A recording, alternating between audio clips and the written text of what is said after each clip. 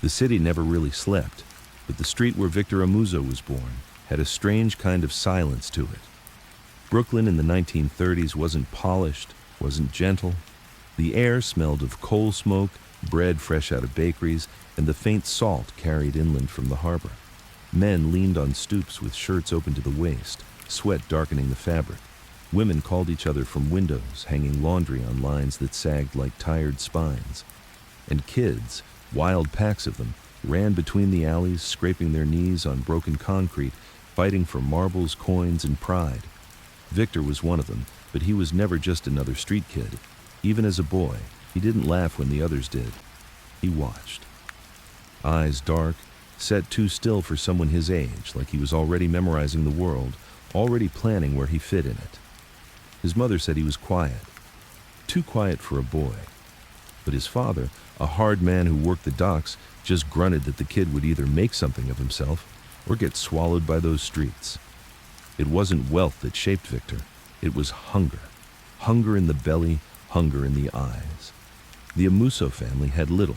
His father's pay vanished in rent and groceries, leaving nothing but scraps at the table. Victor wore shoes too small, then too big, always borrowed. He learned early that nobody gave you anything. If you wanted a piece of bread, you had to take it. If you wanted respect, you had to earn it, or steal it. By the time he was 10, Victor had found his first teacher in the art of fear, the corner boys. They were older, rougher, their pockets heavy with coins that didn't come from honest work. They didn't ask for things. They took them. A man passing through their block with a cart of fruit lost 3 apples before he knew it. A drunk, stumbling home, lost his wallet before he could complain. And Victor, he watched, then copied. At first small, careful things. A candy bar slipped into his pocket, a coin stolen from another kid's jacket. Nothing grand, but enough to taste the thrill, enough to know he could do it. The world outside didn't feel like law and order. It felt like survival of the boldest. The police were ghosts, faceless men who showed up only when bodies hit the ground. Nobody trusted them. Nobody asked for them. If you had trouble, you went to the men who really ran the block, the ones who wore sharp suits even when the rest of the neighborhood sweated in shirt sleeves. They sat outside cafes, sipping espresso, speaking in low voices while the rest of the street gave them a wide berth. Victor noticed how everyone looked at them, not with love, not with hate, but with a wary respect. Fear, dressed in silk and leather shoes. That image stuck with him. Fear had a language, and he wanted to learn it. By the time he was a teenager, Victor had earned a reputation among his peers. He didn't back down. If someone pushed him, he pushed harder. If someone swung, he didn't just swing back. He made sure the other boy didn't forget it. The fights weren't about winning, not always. They were about leaving a mark. People began to whisper, "Don't mess with Vic. He doesn't forget." And he didn't. Every insult, every slight, it stayed with him like ink staining a page. The nights in Brooklyn were long and restless. Victor lay awake on his mattress, listening to the arguments through thin walls, the clatter of bottles hitting pavement outside. He thought about the men in suits, about the way power made others bend. He thought about the shame in his father's face when rent collectors came, when another week's pay wasn't enough. Victor swore he'd never bow his head like that. He'd never be the man working his back to the bone just to keep someone else rich. There was a shift in him, subtle, but permanent. The streets were no longer just where he lived. They were his classroom. Every day, every corner, every fight was a lesson. He wasn't content to just survive them. He wanted to rule them. And so the boy who had once stared at the suits from a distance began inching closer. He started running errands for the corner boys, carrying messages, watching doors, holding knives he wasn't afraid to use. He didn't brag. He didn't need to. Men noticed when a boy didn't flinch, when his eyes didn't waver. Victor wasn't loud, but he was remembered. By 17, he was no longer just another face in the crowd. He was Victor Amuso, the quiet one, the hard one. The one who never smiled, but whose fists in silence spoke louder than words. The path ahead wasn't chosen for him. He carved it himself, brick by bloody brick, and already the first shadows of the Lucchese family stretched over his shoulders. Victor's world began to change in small increments, the way a shadow lengthens at dusk. It wasn't overnight, and it wasn't clean. It started with errands, the kind that didn't feel like much at first. Deliver a folded envelope to a man at a cafe. Carry a small paper bag from one street to another, watch the corner while older boys shook down a shopkeeper. Nothing complicated, nothing bloody, just small favors. And yet, even in those favors, there was a charge in the air, a sense that these men, these corner boys, these soldiers for someone bigger, were brushing against something untouchable. Victor liked that feeling. Brooklyn in the late 40s was a patchwork of tension and routine. Shops opened in the morning, the smell of bread, sausage, and coffee spilling into the air. But in the back rooms, behind the bakery ovens and beneath the butcher's chopping blocks, deals were made. Every storefront had two faces, the one it showed the neighborhood, and the one it turned toward the men in suits. The first face smiled and sold goods. The second face paid tribute and never asked questions. Victor learned this quickly. He'd linger outside cafes, pretending to sweep floors or carry crates, while the older men sat inside and talked in low voices. He didn't always hear the words, but he didn't need to. He saw the respect, the way the waiter poured their coffee with both hands, the way customers looked away when passing by their table. He saw how one nod from a man in a suit could clear a room. That nod meant more than fists, more than guns. That nod meant power. One night, when Victor was 16, he got called into a back room for the first time. The place was a small social club, the kind with dim lights and cigarette smoke curling like ghosts in the air. Cards slapped against felt tables, coins clinked, and men muttered in Italian. Victor's heart thumped against his ribs, but he kept his face blank. He knew better than to show nerves. At the far table sat Anthony Tony Ducks Corallo, though Victor didn't know his name at the time. He was a man of presence, sharp eyes set in a face carved by years of quiet authority. A cigarette burned between his fingers, the ash long and steady. He didn't look at Victor at first. He just spoke, his voice low but heavy. "This kid," Corallo said to the man beside him. "He's quiet. I like that." A nod from Corallo, and Victor was handed an envelope.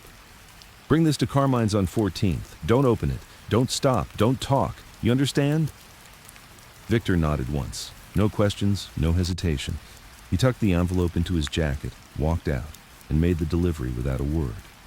It was simple. But when he handed that envelope over, when the man on the other end gave him a nod and slid him a folded bill for his pocket, Victor felt something shift. He wasn't just a boy anymore. He was in orbit now, circling closer to the sun. The jobs grew steadier, heavier. By 17, Victor wasn't just delivering envelopes. He was collecting. A man owed money to the wrong people, and Victor was sent to remind him. At first, he thought it would be simple. Show up, speak firm, take the cash. But the man resisted. He swore he didn't have it, swore he'd pay next week. Victor didn't argue. He did what he'd seen others do. He grabbed the man by the collar, shoved him against the wall, and pressed his forearm into his throat until the man's face turned red. "Tomorrow," Victor said flatly, voice calm as stone. "Not next week. Tomorrow." The next morning, the money was there, stacked in a neat roll of bills. That was when Victor understood something vital. People didn't respect words. They respected fear. And fear was simple to create. By the time the 1950s rolled in, Victor was part of the fabric. He wasn't a kid anymore. He was a worker, known in whispers, trusted for his silence, valued for his steadiness. He didn't brag about jobs, didn't drink too much, didn't lose his temper without reason. That made him dangerous. Most young men needed to prove themselves loudly. Victor proved himself in silence, and silence carried weight. The first time he spilled blood was in a basement beneath a butcher shop. The man tied to the chair had stolen, skimming from envelopes, thinking nobody would notice. But in this world, everything was noticed.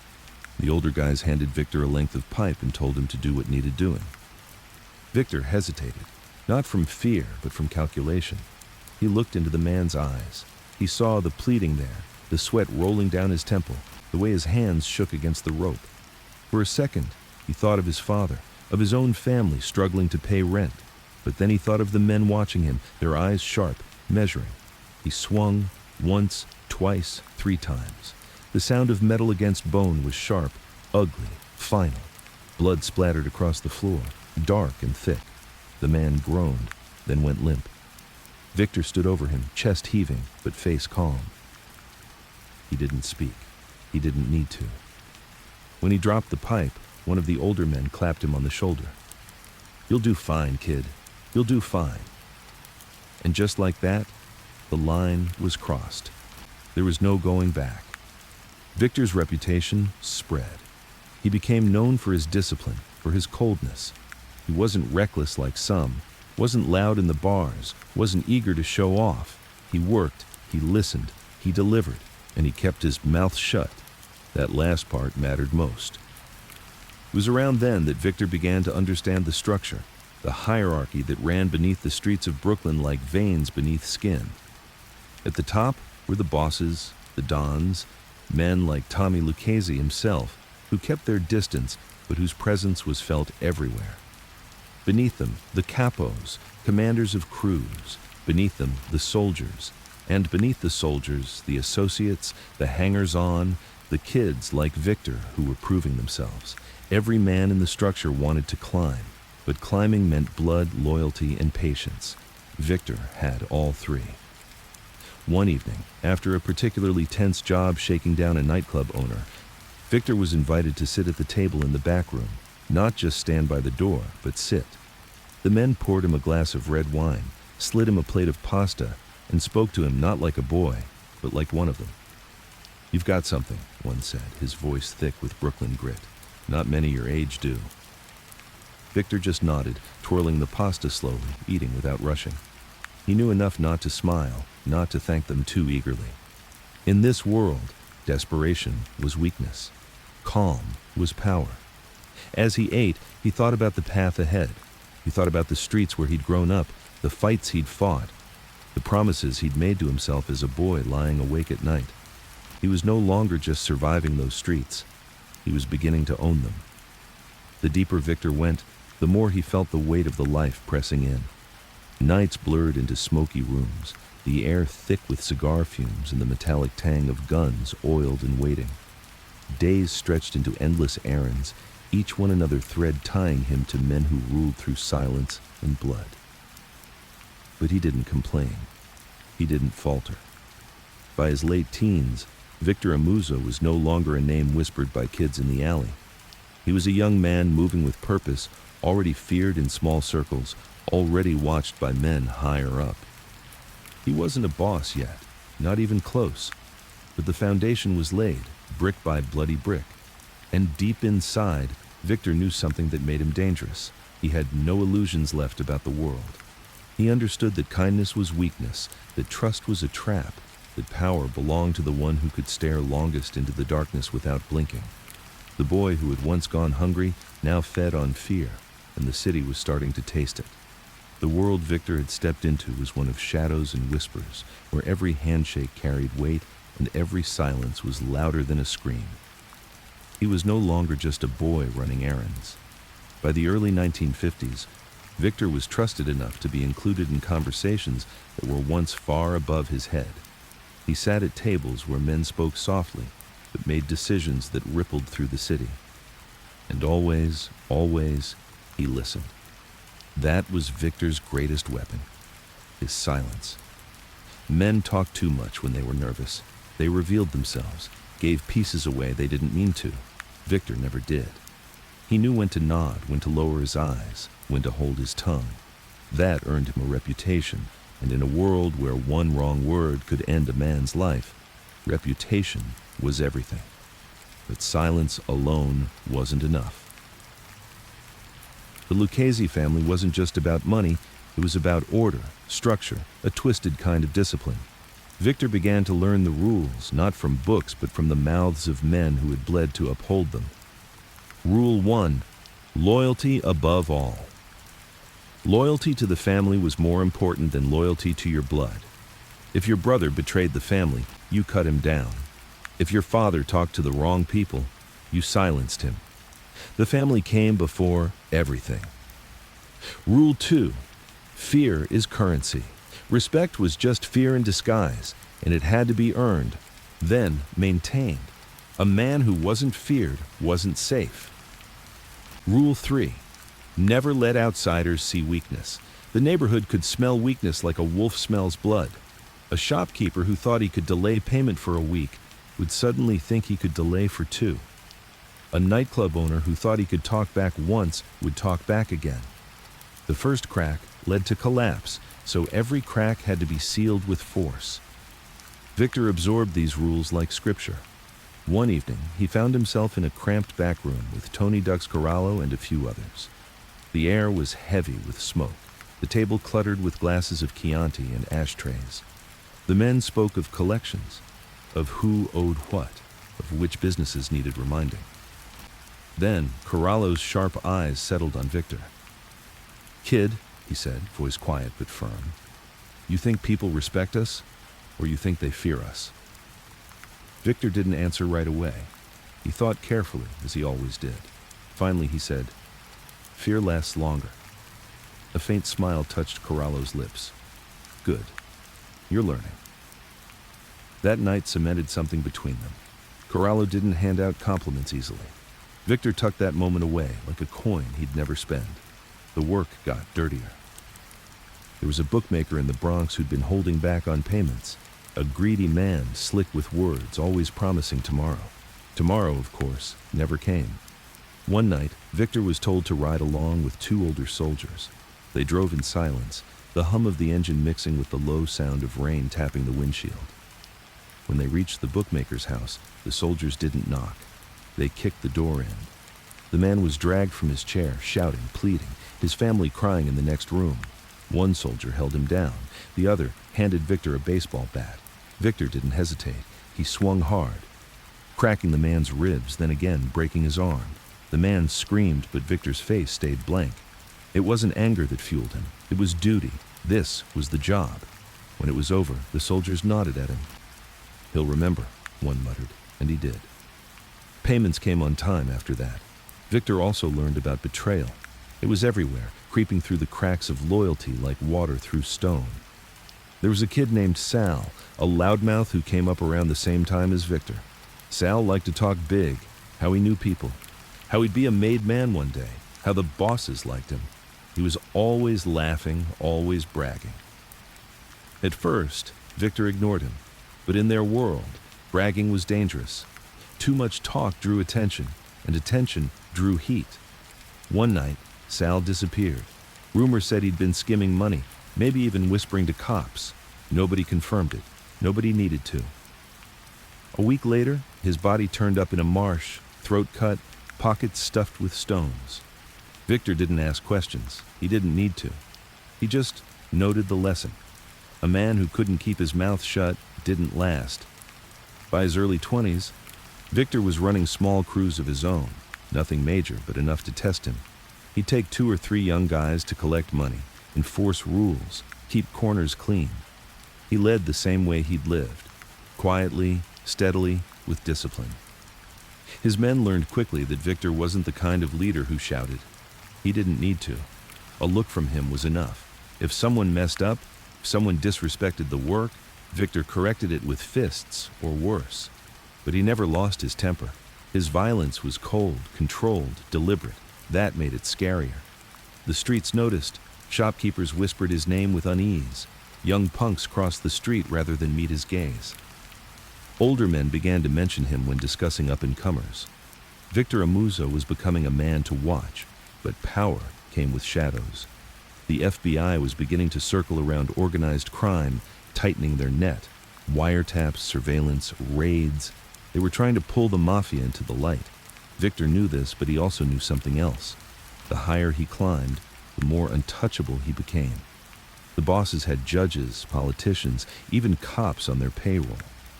As long as you were careful, as long as you didn't get sloppy, you could stay ahead of the law. The real danger wasn't the FBI, it was betrayal from within.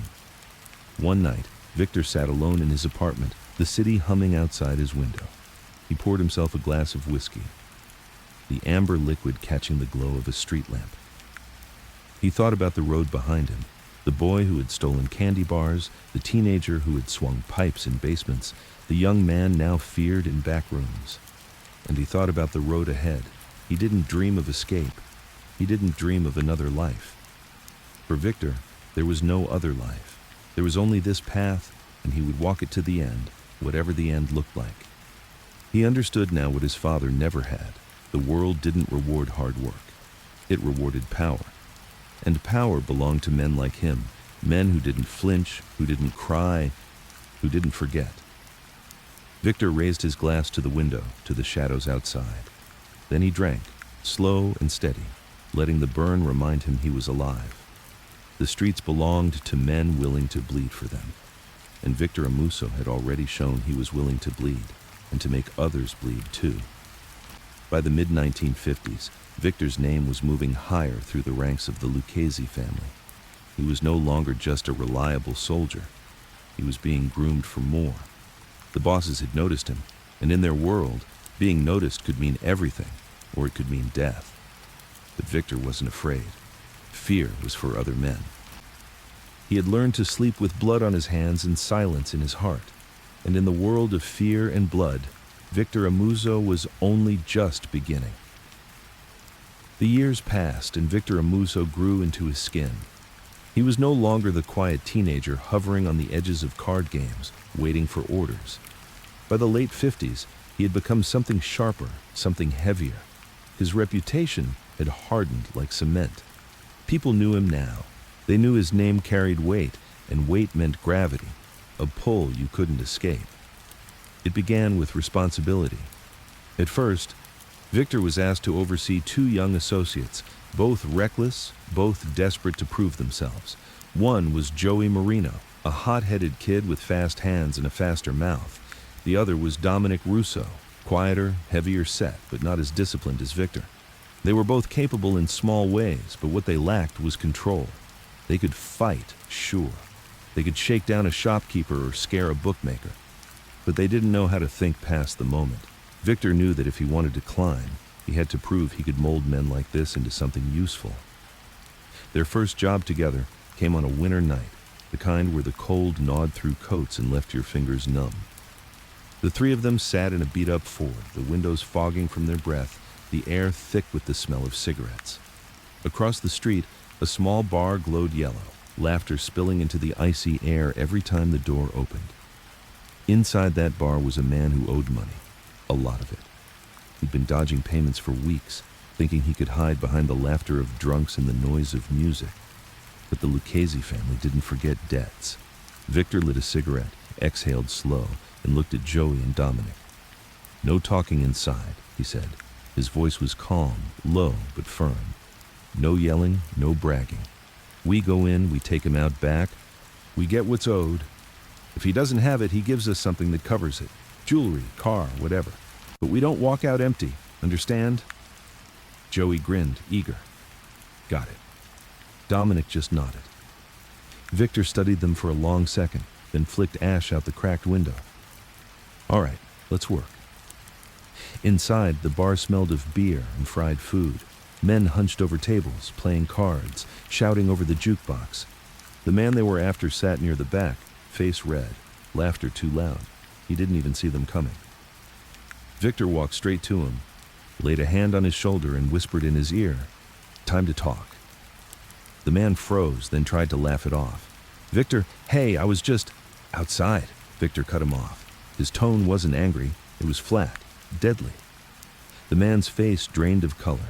He got up slowly, hands trembling, and followed them out into the alley behind the bar.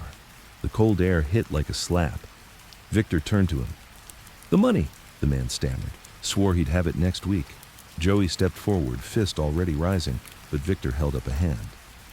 "No." He stared at the man, letting silence do the work. The man squirmed under his gaze, sweat shining despite the cold. Finally, he pulled a gold watch from his wrist and a ring from his finger, shoving them into Victor's hand. "That's worth something. I swear I'll have the rest."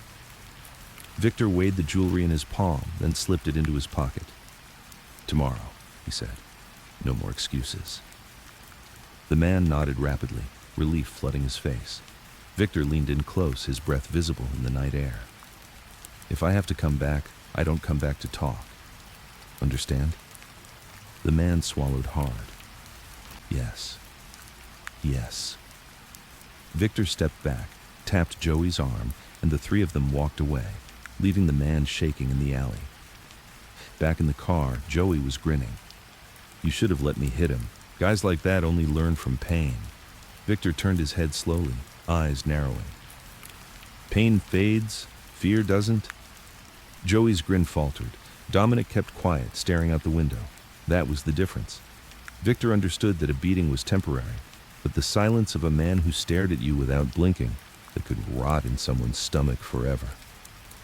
Over time, Victor's small crew became sharper. Joey learned to hold his tongue, at least around Victor. Dominic learned to move with more purpose, less hesitation. They weren't perfect, but under Victor's steady hand, they became useful tools. Word of his discipline spread upward. Capos began to notice that when Victor handled a job, it got done clean.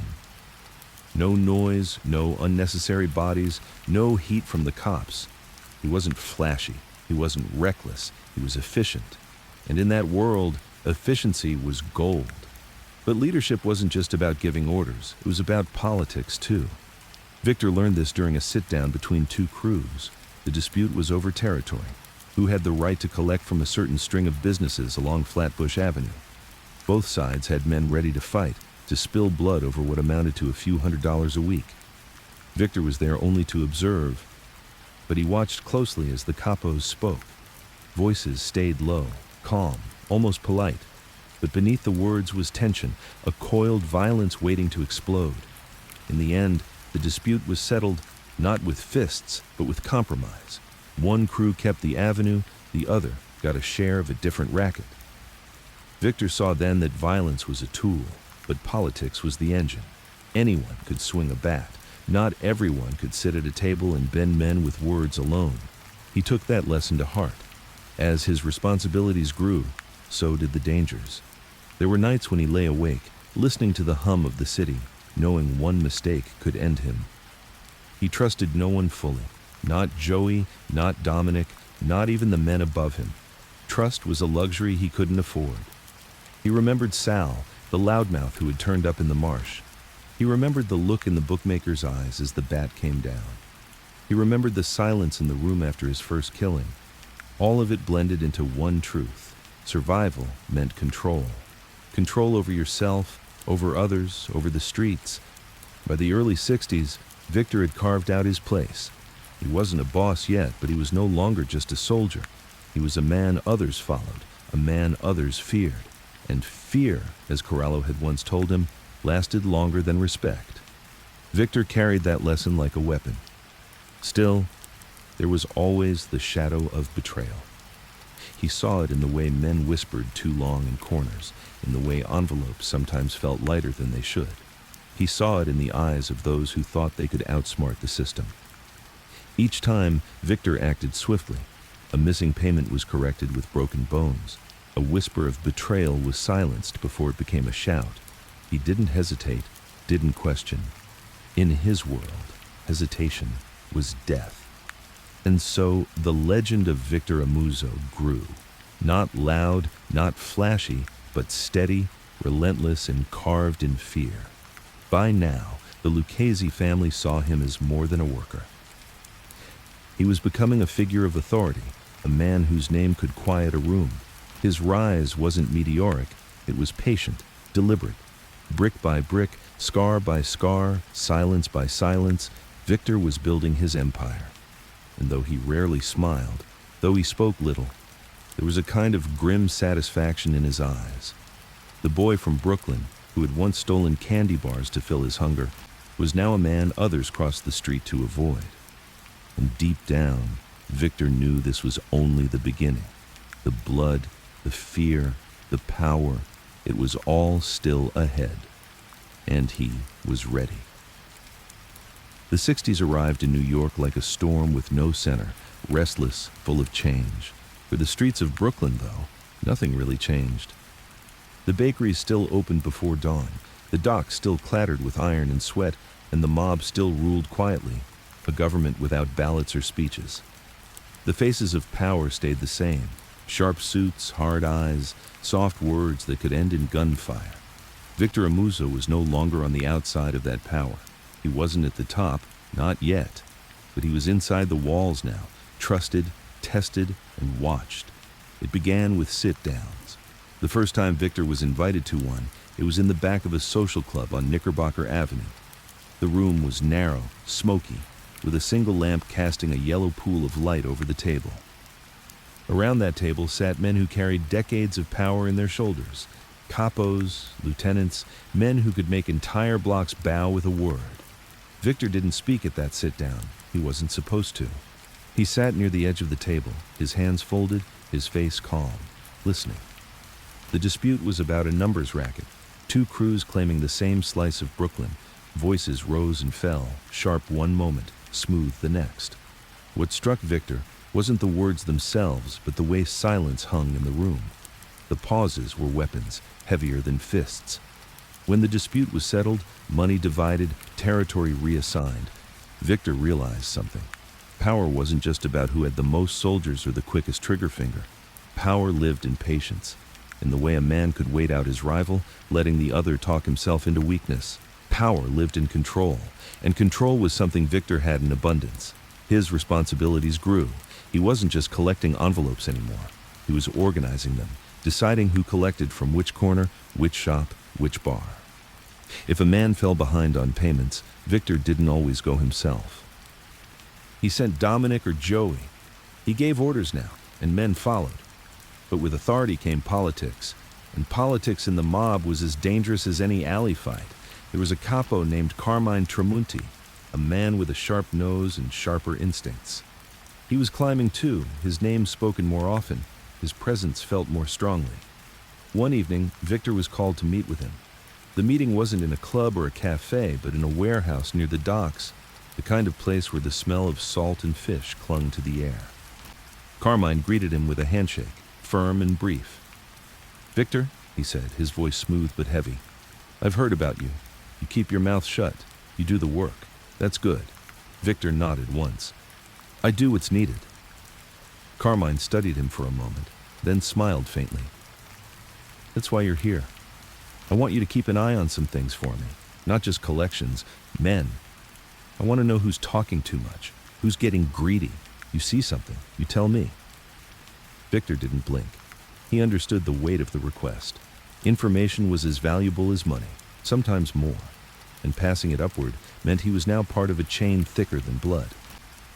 "I'll watch," Victor said simply. Carmine leaned closer, lowering his voice. "And remember this.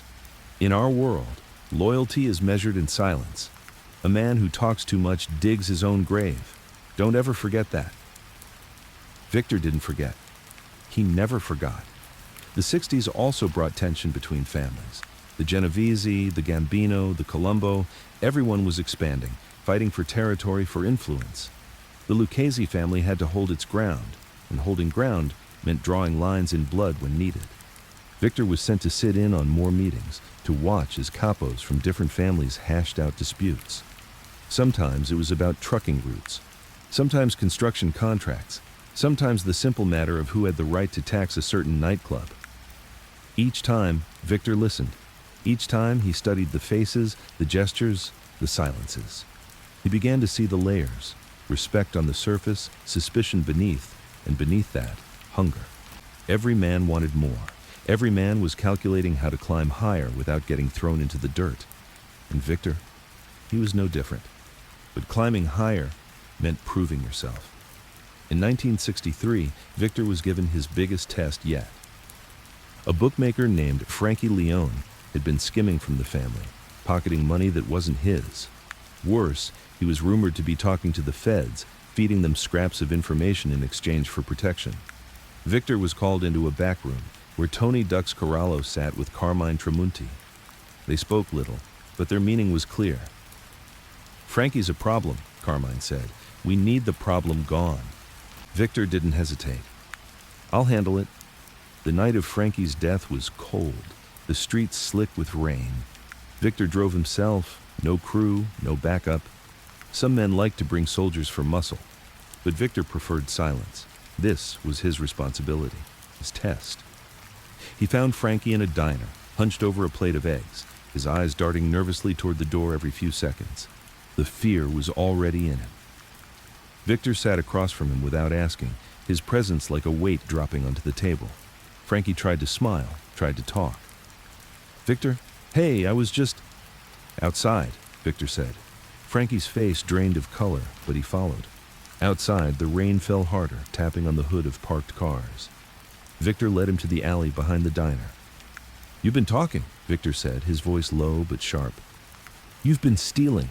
Frankie shook his head frantically. "No, I swear, it's lies, it's..." Victor pulled the pistol from his coat, leveled it at Frankie's chest and fired twice. The sound echoed off the wet brick walls, sharp, final. Frankie collapsed, his mouth opening and closing like a fish gasping for air. Victor stood over him, calm, watching until the life drained from his eyes. Then he holstered the gun, turned, and walked away. No words, no hesitation. When he reported back, Carmine gave a single nod. "Clean work." Victor didn't ask for praise. He didn't need it. He understood what the job meant. He had proven he could be trusted with more than collections, more than muscle. He had proven he could be trusted with life and death. And in the mob, that was the currency that counted most. But the higher he rose, the thinner the air became. Men smiled at him, but behind their smiles, he saw a calculation. Was Victor a threat? Was he moving too quickly, too quietly? In the Mafia, ambition was both respected and feared. A man who rose too fast might be seen as dangerous. A man who didn't rise at all was seen as weak. Victor balanced carefully. He spoke little, acted decisively, and never bragged. He let his work speak for him. Still, whispers followed him. The quiet soldier with dead eyes. The man who could kill without blinking. The man who never forgot a debt or an insult. Whispers had power, too. By the mid-60s, Victor Amuso was no longer just another name in the Lucchese family. He was a man of influence, a man trusted with serious responsibilities. He was not yet a capo, not yet a boss, but the path was open before him. He had built it with silence, with fear, with blood. And as the decade churned with change, protests in the streets, the city reshaping itself, the FBI tightening its grip, Victor remained the same. Cold, patient, relentless. The boy who had once watched from stoops was now a man sitting at tables, deciding the fate of others. And he was only just beginning to climb. The world outside was changing.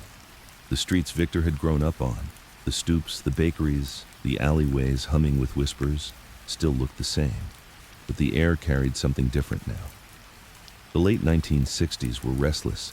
The city was loud with protests, students filling the avenues with chants, cops clashing with crowds, sirens wailing at all hours. Young men were shipped off to Vietnam and came back in boxes or not at all. Drugs, once a back alley business, were spilling into the open. But inside the social clubs, inside the smoky rooms where the real decisions were made, the same rules held. Fear, loyalty, silence. Only now, the shadows grew longer, because the FBI was circling like wolves. Wiretaps, surveillance vans, men in suits sitting in parked cars a block away, pretending to read newspapers. They were learning. They were listening. And the families had to adapt. Victor Amuso adapted better than most. By now, he was in his 30s. He had grown into his reputation, not just as muscle, not just as a soldier who carried out orders without blinking, but as a man who thought ahead. He knew how to read a room. He knew how to spot the crack in a man's voice, the twitch in his hand that meant fear, the hesitation that meant betrayal. That made him dangerous in ways that fists and guns couldn't measure. One evening in 1968, Victor sat in a small cafe on Knickerbocker Avenue, a cup of espresso cooling in front of him. Across from him sat Joey Marino and Dominic Russo, the same men he'd once led as wild boys. They were older now, too. Joey still had the same restless energy, tapping his fingers on the table, his grin sharp and careless. Dominic had grown heavier, slower, his hair thinning, his eyes more tired. But Victor hadn't changed much. His face was sharper, the lines deeper, but his eyes were the same. Steady, dark, unreadable. Things are tighter now, Joey muttered, glancing around the cafe. Cops everywhere. Feels like every time we step outside, they're watching. Dominic nodded. It ain't like before. You can't just shake a guy down in the street without 2 squad cars pulling up. Victor stirred his espresso slowly, the spoon clinking against the cup. His voice was low, almost calm. Then we don't give them the chance. We move quieter, cleaner. The feds are looking for noise. We don't make noise, Joey smirked. Easy for you to say? Some guys don't pay unless you make them scream. Victor's gaze lifted, steady, cutting through Joey's bravado. Then you make them scream where nobody hears it. The table went silent. Joey's grin faded. Dominic cleared his throat and looked away. Victor didn't need to raise his voice. He never did. But Joey wasn't entirely wrong. The streets were harder to manage. Shopkeepers who once paid on time now stalled, emboldened by the presence of federal agents sniffing around. Some even whispered that the Mafia's time was ending, that the government was finally going to break them apart. Victor knew better. The government was strong, yes, but greed was stronger. Fear was stronger. As long as men wanted money, as long as they feared the consequences of not paying, the Mafia would survive. The key was adapting. Victor's lessons came not just from the streets, but from the men above him. Carmine Tramunti was rising, becoming a central figure in the Lucchese family. He had an instinct for politics, for maneuvering in silence. Victor studied him carefully, the way a student studies a master. Tramunti once told him over dinner, "The feds, they want noise, they want bodies, they want drama. Give them none of it, give them quiet. Quiet kills them, Victor. Quiet keeps us alive." Victor nodded, absorbing the words. Quiet. He understood quiet better than anyone, but no amount of quiet could erase betrayal. In 1969, whispers began to circulate that one of the soldiers in Victor's orbit was talking to the FBI. His name was Carlo Vitale, a nervous man with darting eyes, always quick to agree, always sweating too much. At first, Victor dismissed the whispers as paranoia. Everyone was on edge now. But then Carlo started missing meetings. He started asking too many questions, and one night, Joey reported seeing him talking to a man in a government car. Victor didn't rush. He didn't call for Carlo's head immediately. He watched. He waited. One evening, he asked Carlo to meet him in a warehouse by the docks. The air smelled of salt and rust, seagulls crying overhead. Carlo showed up late, his smile forced, his hands fidgeting. Victor stood in the shadows watching him. Finally, he stepped forward, his footsteps echoing on the concrete. "You've been busy," Victor said quietly. Carlo's smile faltered. "What do you mean? I've been..." Victor cut him off with a look. He didn't raise his voice, he didn't need to. He simply stared, letting the silence stretch until Carlo's face went pale. "You've been talking," Victor said. "Not to me, not to the family. To them." Carlo stammered, tried to deny it, but the sweat on his face betrayed him. Victor sighed softly, almost like a man disappointed in a child. Then he drew his pistol, pressed it against Carlo's chest, and fired once.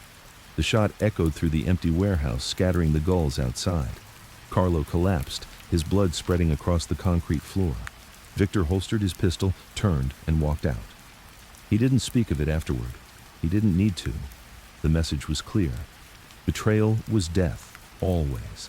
The FBI raids grew more frequent. Social clubs were raided. Phones tapped. Cars followed. Men who once strutted with confidence now looked over their shoulders. Some got sloppy, some got scared, some disappeared. Victor didn't flinch. He adjusted.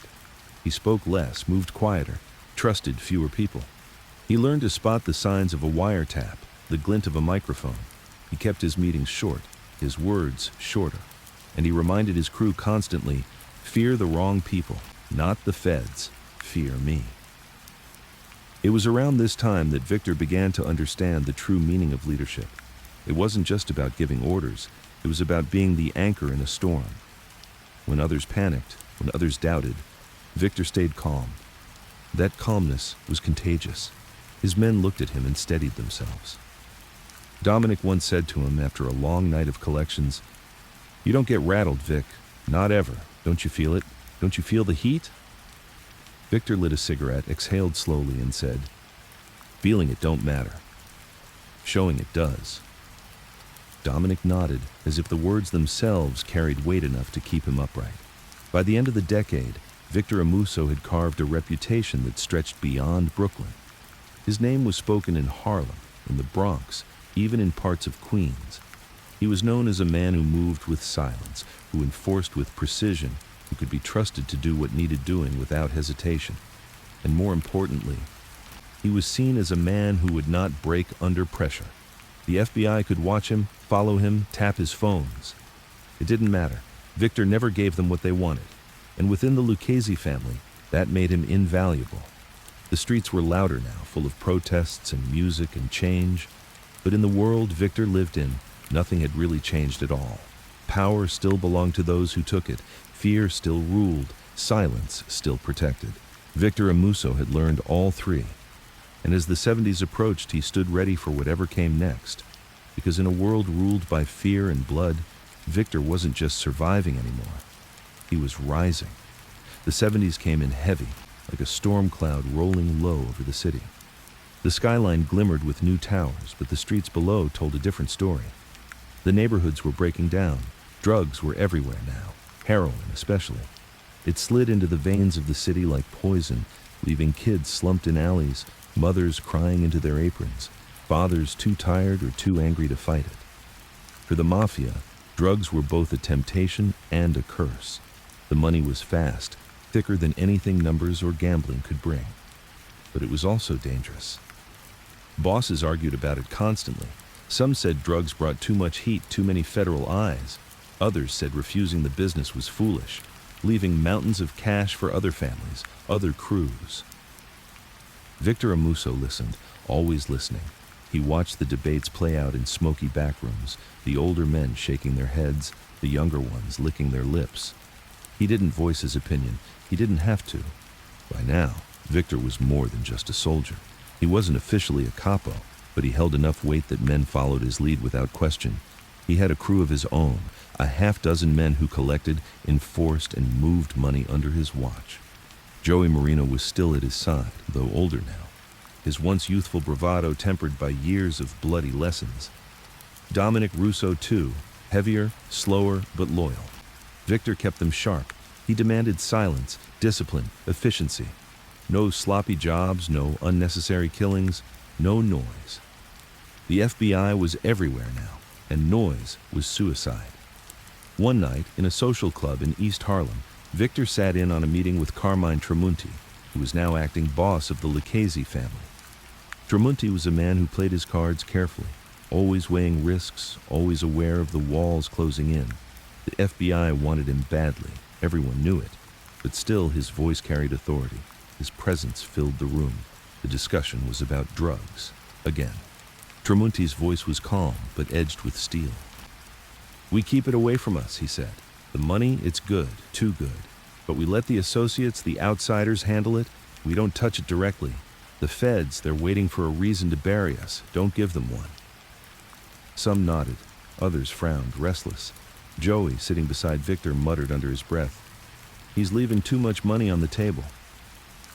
Victor didn't answer. His eyes stayed on Tramunti, watching the way the old man's hands tapped lightly on the table, as if drumming out the rhythm of caution itself. Victor understood. The game was shifting.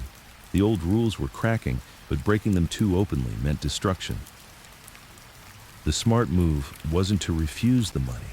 It was to take it carefully, quietly, through layers of distance. And Victor was nothing if not careful. In the months that followed, Victor's crew began dipping into the drug trade, but always at arm's length. Associates handled the product, street-level dealers moved it, and the money came back clean, washed through legitimate fronts. Victor himself never touched the bags, never met the addicts, never left fingerprints.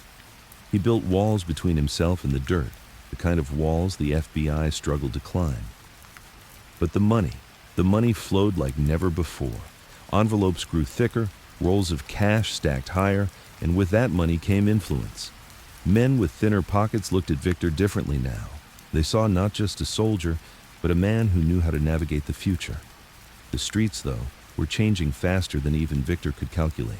Violence was everywhere. Addicts robbed stores in broad daylight, gangs fought openly on corners, the police, overwhelmed, swung their batons wildly, raiding buildings, dragging kids into vans. The city was rotting, block by block. For Victor, it was an opportunity. A broken city meant desperate people. Desperate people paid for protection. Desperate shopkeepers, desperate landlords, desperate businessmen. They all bent easier under the weight of fear. Victor's crew expanded its collections. They didn't just take from the old rackets. They branched into new neighborhoods, new businesses. And when resistance came, it was crushed quickly, quietly, and thoroughly. One shopkeeper, a stubborn man on 9th Avenue, refused to pay. Said he didn't believe in mob taxes, said he'd take his chances with the police. Victor didn't argue. He sent Joey and Dominic to handle it. The man's store was broken into that night, his shelves overturned, his register smashed. The next day, when he still resisted, his car went up in flames. By the third day, he was waiting outside his shop when Victor's men arrived, envelope in hand, head bowed. Fear, as Victor had learned years ago, lasted longer than respect. But power never came without enemies. There were whispers that other crews resented Victor's growth, his influence. Some said he was moving too fast, taking too much. Others said he was too cold, too dangerous, that he couldn't be trusted to stay in line. Victor heard the whispers. He didn't confront them. He simply watched. One evening, Dominic came to him, his face pale, his hands trembling slightly. "Joey's been talking," he said quietly. "Not to the feds, to other crews. He's saying you're stepping on toes, that maybe you think you're bigger than you are." Victor sat in silence for a long moment. Joey Marino. The same Joey who had followed him since the old days. The same Joey who had laughed too loud, who had wanted to swing first and think later. Victor lit a cigarette, exhaled slow. "Bring him to me," he said finally. The meeting happened in the back room of a club. Joey walked in, grinning as always. But the grin faltered when he saw Dominic standing behind Victor, his face grim. "Sit," Victor said. Joey sat. Silence stretched. "You've been talking," Victor said calmly. Joey tried to laugh it off. "Vic, come on, you know me. I don't—" Victor's eyes narrowed, steady as stone. "I know you." Joey's grin collapsed. His shoulders sagged. He looked between Victor and Dominic, panic creeping into his face. "I didn't mean nothing by it. Just talk. Just words." Victor's voice was flat. "Words get men killed." The silence that followed was heavy, suffocating. Finally, Victor stood, walked around the table, and placed a hand on Joey's shoulder. "You should have remembered who taught you that fear lasts longer." Joey's eyes widened. He opened his mouth, but the gun pressed to his temple silenced him forever. One shot, quick, clean. Victor holstered the pistol, turned to Dominic. "Get rid of him." Dominic nodded, his face pale, his movements stiff. Victor didn't watch as Joey's body was dragged away. He didn't need to. The lesson was clear. Even old friends could become enemies, especially old friends. After Joey's death, the whispers quieted. Men who had doubted Victor fell silent. They saw that he would not hesitate, that even loyalty from the past could not shield a man from betrayal in the present. Fear grew, and with fear came power. By 1972, Victor Amuso was no longer a name whispered only in Brooklyn. He was known across the city, a figure of discipline, silence, and ruthless efficiency. He wasn't yet at the top of the Lucchese family, but he was close enough now to feel the pull. The FBI was circling tighter, yes. The city was burning, yes. But Victor had adapted. He had survived. He had risen.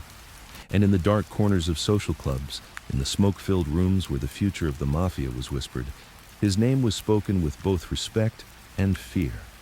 The boy who had once stolen candy bars on Brooklyn streets was now a man who killed friends without blinking, who built empires from silence, who ruled his crew with iron in his voice and stone in his eyes.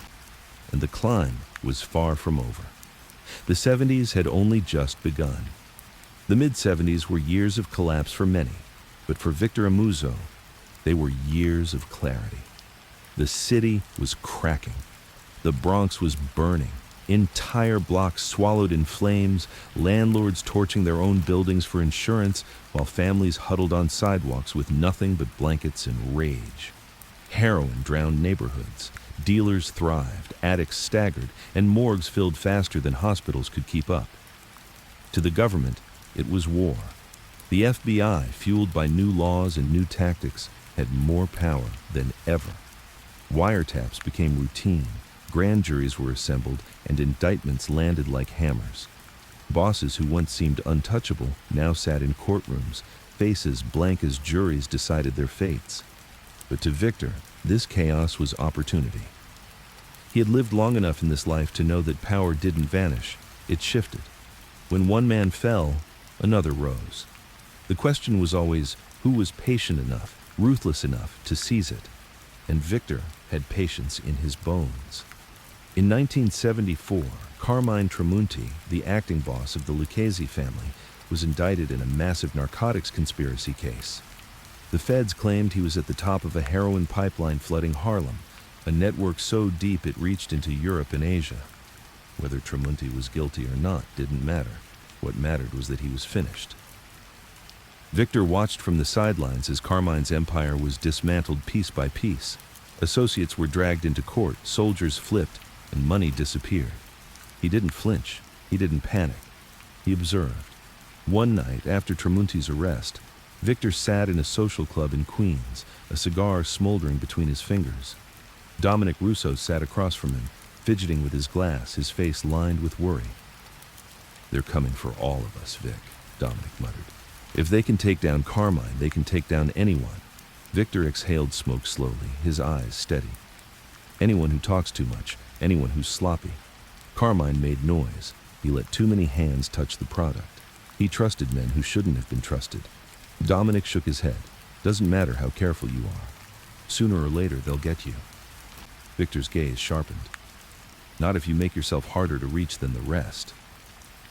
Dominic didn't answer.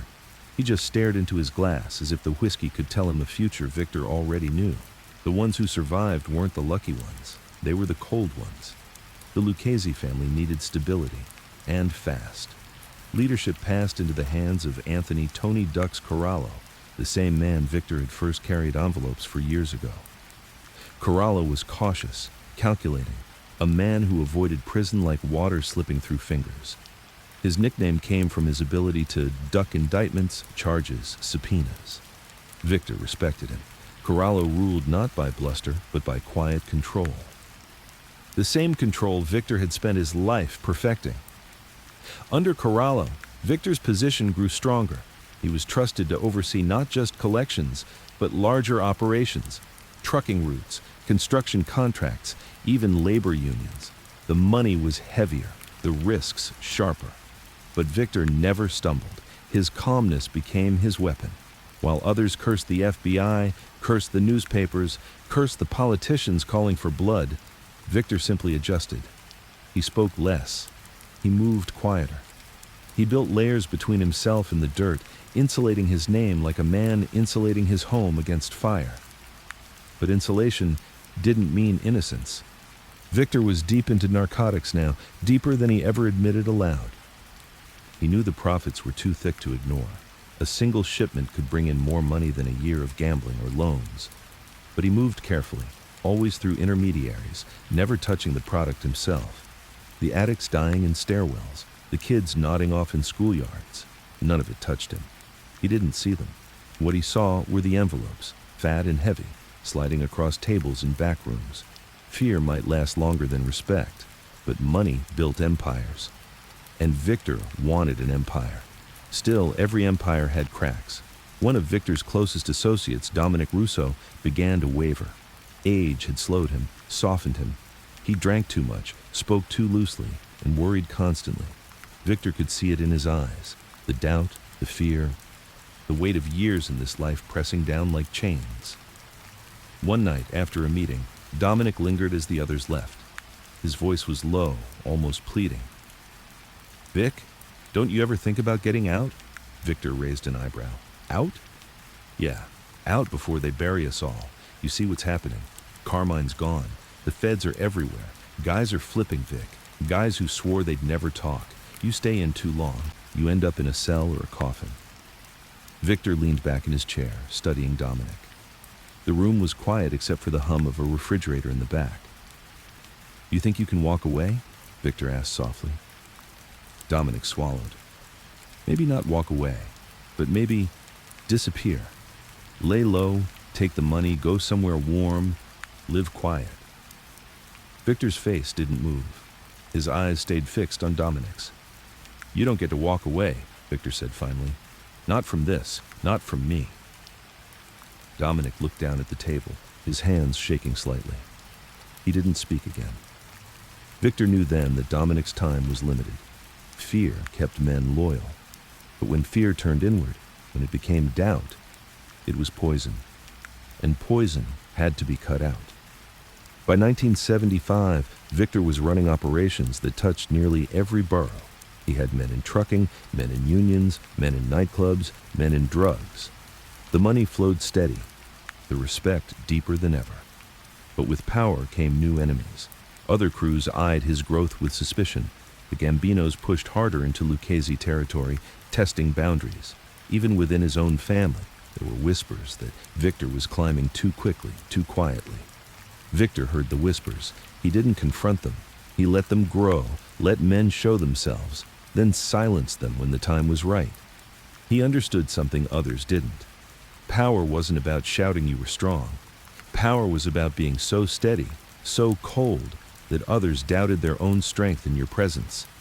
One evening in 1976, Victor attended a sit-down with Corallo and other Lucchese capos. The topic was construction, which crews controlled which sites, who took the envelopes from the unions, who handled the strikes. It was business, dry on the surface, but beneath it was fire. Construction was a gold mine. Everyone wanted a bigger piece. Voices rose, tempers flared. One capo slammed his fist on the table, shouting about respect, about tradition, about what was his by right. Victor sat silent through it all, his face calm, his eyes unreadable. Finally, when the shouting paused, Corallo looked at him. "Victor," he said, "what do you think?" The room went quiet. Victor's voice was low, deliberate. "Fighting over pieces makes us weaker. We take it all together, split it clean. Everyone gets paid, no noise, no blood." There was silence again. The capos shifted, glancing at each other. It was simple, it was logical, and it was impossible to argue with. Corallo smiled faintly. "That's why you're here." And just like that, Victor's influence deepened. But influence came at a cost. Later that year, Dominic Russo vanished. Officially, nobody knew why. Unofficially, everyone knew. He had doubted, he had wavered, and in Victor's world, that was enough. His body was never found. Victor didn't speak of it. He didn't have to. His crew understood the message. Loyalty wasn't optional. Doubt wasn't forgivable. Fear lasted longer than respect, and Victor's men feared him more than they respected anyone else. The mid-70s ended with the Lucchese family stronger under Corallo, but the walls were closing in. The FBI's net was wider than ever, their files thicker, their patience endless. Men whispered of RICO laws, of sentences that could bury whole crews. But Victor didn't flinch. He didn't believe in walls. He believed in doors, and he believed he was smart enough, cold enough, to find them when others couldn't. The boy who had once stared at the men in suits from stoops was now one of them. A man others looked at with fear. A man who decided fates with silence. A man who had carved his path through blood and betrayal. And though the storm of law and chaos raged outside, Victor Amuso stood calm in the center, waiting, calculating, ready for the crown that would one day rest on his head. Because in his world, crowns weren't given, they were taken. By the late 70s, the streets of New York felt heavier, dirtier. The optimism of new towers rising in Manhattan clashed with the rot spreading through the outer boroughs. Drugs still poured into veins, violence still spilled onto sidewalks, and whole neighborhoods seemed abandoned to decay. But beneath the noise, the mob was still there, pulling strings, collecting envelopes, feeding from the chaos like wolves, circling a wounded herd. For Victor Amuso, these were years of expansion, years when the circle around him grew tighter, his power sharper, his influence heavier. He had survived the 60s. He had survived the drug wars, the FBI heat, the betrayals that thinned the ranks. Now, he wasn't just surviving, he was shaping the world around him. The unions became his playground. The Mafia had always had hands in labor, longshoremen, truckers, construction crews. But in the 70s, it became an empire of its own. Controlled the unions, and you controlled the city's heartbeat. Every skyscraper that rose, every highway paved, every shipment unloaded at the docks, all of it passed through hands that could be bent with fear or bought with envelopes. Victor understood this better than most. He had the patience to deal with union leaders, men who were half legitimate and half criminal, men who wore suits to meetings but kept pistols in glove compartments. He knew when to push, when to ease back, when to let them feel like they were in control, even as he tightened the leash. One evening in 1977, Victor sat in the back of a dimly lit restaurant in Midtown, the kind of place where the clatter of dishes masked whispers.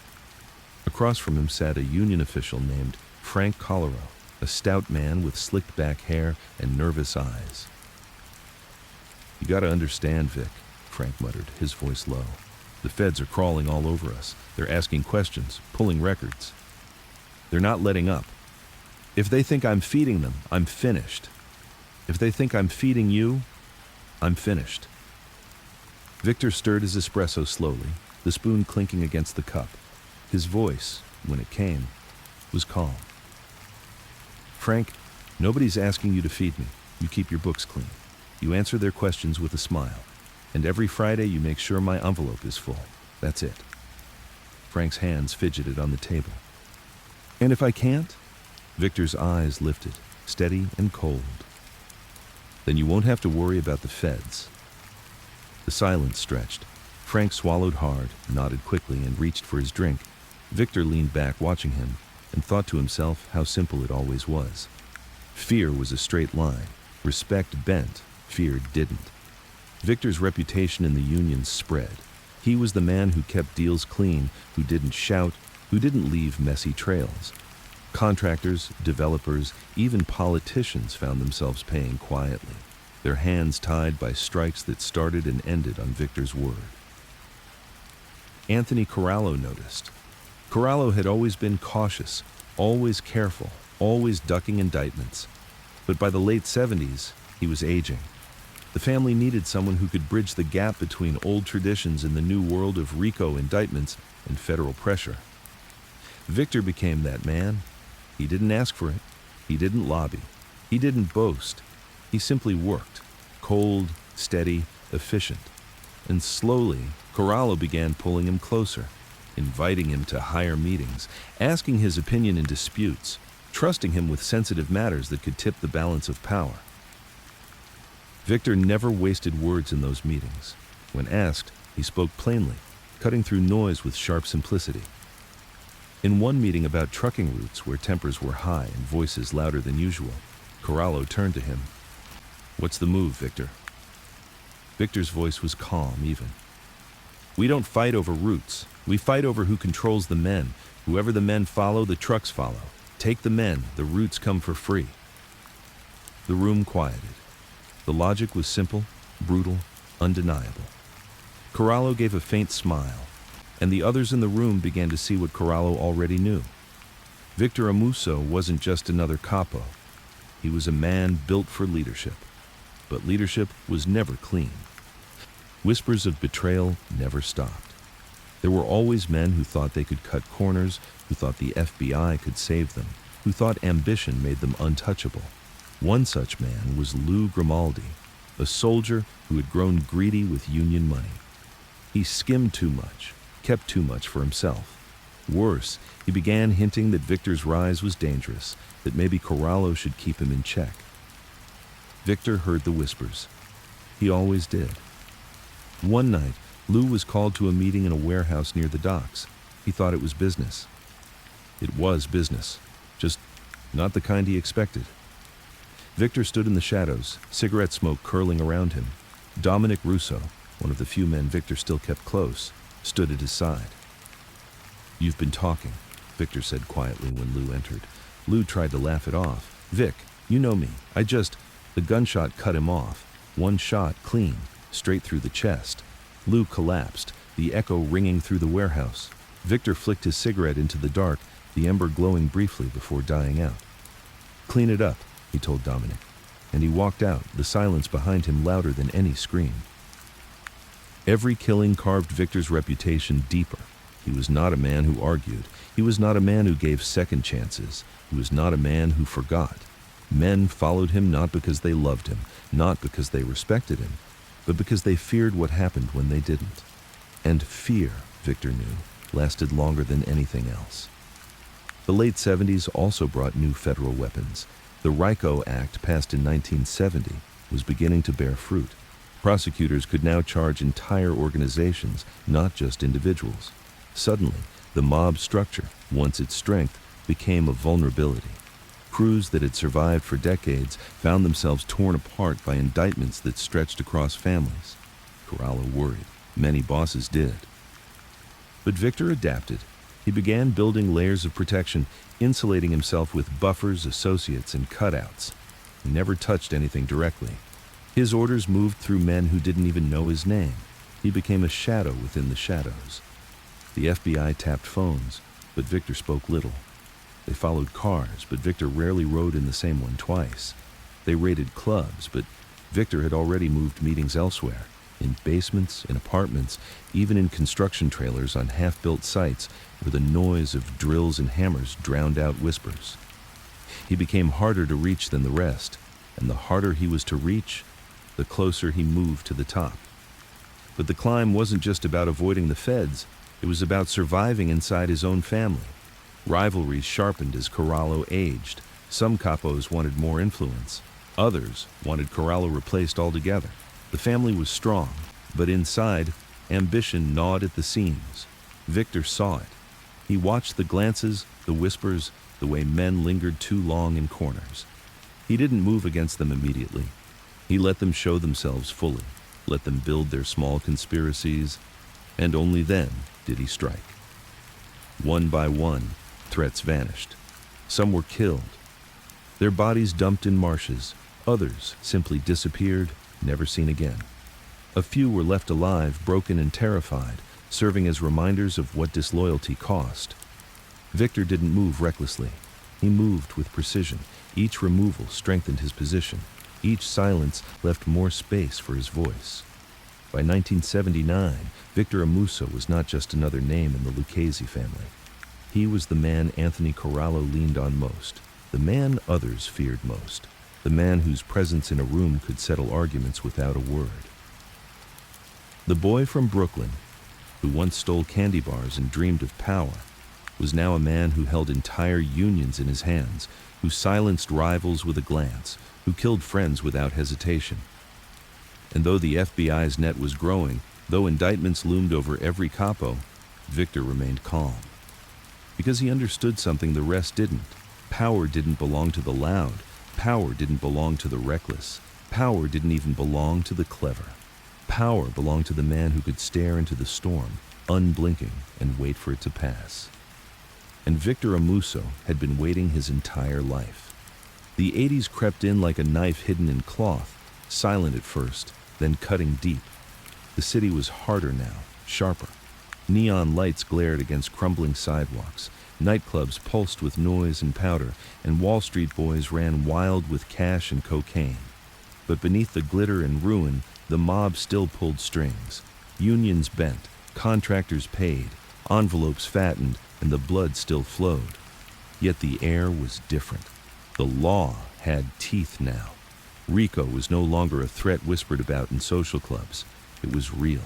Whole families were being swept up in indictments. Bosses who had dodged prison for decades suddenly found themselves staring at life sentences.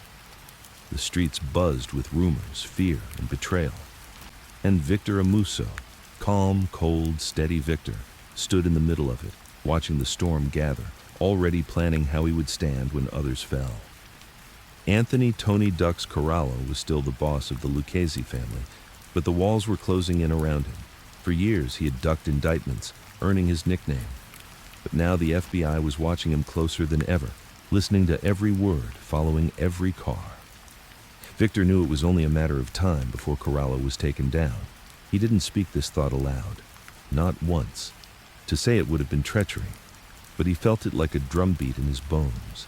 The old man's reign was ending. And when it ended, someone had to step in. Victor intended to be that someone. The unions were his stepping stones. By 91, Victor's grip on labor rackets was iron. He controlled contracts, strikes, hiring halls. Contractors and developers didn't just pay him, they depended on him. Whole skyscrapers rose or stalled at his word. Workers marched or stood still depending on the envelope. It wasn't just money, it was leverage. And leverage was what made bosses. At a sit-down one summer night, Corallo praised him in front of other capos. The room was thick with cigar smoke, men seated around a long wooden table. "Victor's got the unions tighter than anyone," Corallo said, his gravelly voice carrying weight. "When he says jump, they don't ask how high. They're already in the air." Laughter circled the table, but beneath it was recognition. The old man was acknowledging Victor's strength, and in their world, that acknowledgement was dangerous. It made men look at Victor differently, some with respect, others with fear, a few with envy. Victor felt their eyes on him, but his face stayed still, his expression calm. He sipped his wine, said nothing, and let the silence hang. But silence didn't shield him from enemies. In 1982, a dispute flared with the Gambinos over control of a trucking route that stretched into New Jersey. Victor's men had been running collections there quietly, but the Gambinos decided to plant their flag. A sit-down was called. Tempers flared, voices rose. One Gambino soldier sneered across the table, his voice dripping with mockery. "Amuso thinks he runs the whole damn city." Victor's gaze met his, flat and unblinking. He didn't respond, didn't argue, didn't need to. A week later, that soldier was found slumped in the driver's seat of his car, 2 bullets in his head, the engine still running. No one mentioned his name again. The FBI's pressure was heavier than ever. Wiretaps caught voices in rooms that once felt safe. Men who thought themselves untouchable found transcripts of their words read aloud in courtrooms. The commission, the ruling council of the Mafia, was being watched closely. And the feds weren't just listening. They were building cases, brick by brick, waiting for the moment to bring it all crashing down. Victor adapted. He never spoke business on phones. He moved meetings to places where noise drowned out microphones, construction sites, crowded diners, even walks through busy streets where footsteps and horns smothered whispers. He trusted few men, and even those he trusted less each year. He built walls around himself, layers of insulation that kept his name clean even as the money piled higher. And it worked. While others found themselves on tapes, in indictments, in chains, Victor's name rarely appeared. He was a ghost in the paperwork, a shadow in the transcripts. The FBI knew he was dangerous. They just couldn't prove how dangerous. But inside the family, his power grew clearer. Corallo leaned on him more. When disputes flared, Victor settled them. When envelopes needed counting, Victor oversaw them. When men grew restless, Victor calmed them or silenced them. One night, in a quiet room with only Corallo and 2 others, Corallo placed a heavy hand on Victor's shoulder. "You've got a head for this life," Corallo said. "Not many do. Most of these guys, they think with their fists or with their mouths. You think with silence. That's why you'll go far." Victor said nothing. He simply nodded once, his eyes steady. Inside, though, he felt the weight of the moment. It wasn't a coronation, not yet, but it was a sign, a signal. The old man saw him as more than a soldier, more than a capo. He saw him as a future, and Victor intended to fulfill that future, but ambition carried blood with it. Not long after, Victor discovered that one of his own men, a young associate named Tony Vassallo, had been talking carelessly, bragging in bars about his connections, flashing money too openly. Worse, rumors whispered that he had been seen near a federal building, speaking to men who weren't from the streets. Victor called him in. The meeting was in the basement of a butcher shop, the air cold, the smell of raw meat heavy. "You've been loud," Victor said softly, his voice almost gentle. Tony stammered, tried to laugh it off. "I was just talking, Vic. Just talk. You know me." Victor studied him for a long moment, then nodded slowly. "I do know you." He gestured. Two of his men grabbed Tony, forced him to his knees. Victor stepped forward, pulled his pistol, and pressed it to the young man's forehead. "You should have stayed quiet," he murmured. The shot echoed sharp and final. Blood spread across the concrete. Victor wiped his pistol clean, holstered it, and turned to his men. "Get rid of him." And just like that, another lesson was written in blood. By 1983, Victor's name carried across the city like smoke. He was no longer just Corralo's man. He was Corralo's shadow, his right hand, the one everyone looked at when the old man spoke. And in the world of the Mafia, shadows often outlasted the men who cast them. But outside, the storm was gathering. The FBI had been listening for years now, capturing conversations through bugs planted in cars, in clubs, in homes. They were building a case unlike any before, one aimed not just at soldiers or capos, but at the commission itself. Victor heard the whispers of this case. He saw the fear in men's eyes, the way they drank more, spoke less, avoided meetings altogether. He didn't share their fear. He knew what others didn't. Power wasn't about avoiding storms. Power was about standing in the middle of them, calm, steady, waiting for others to fall while you stayed upright. And Victor Amuso had been waiting all his life. By the mid-'80s, the commission case would land, and Corralo's reign would end. But even before it came, Victor was ready. The boy from Brooklyn who once watched from stoops was now a man ready to wear the crown of fear and blood.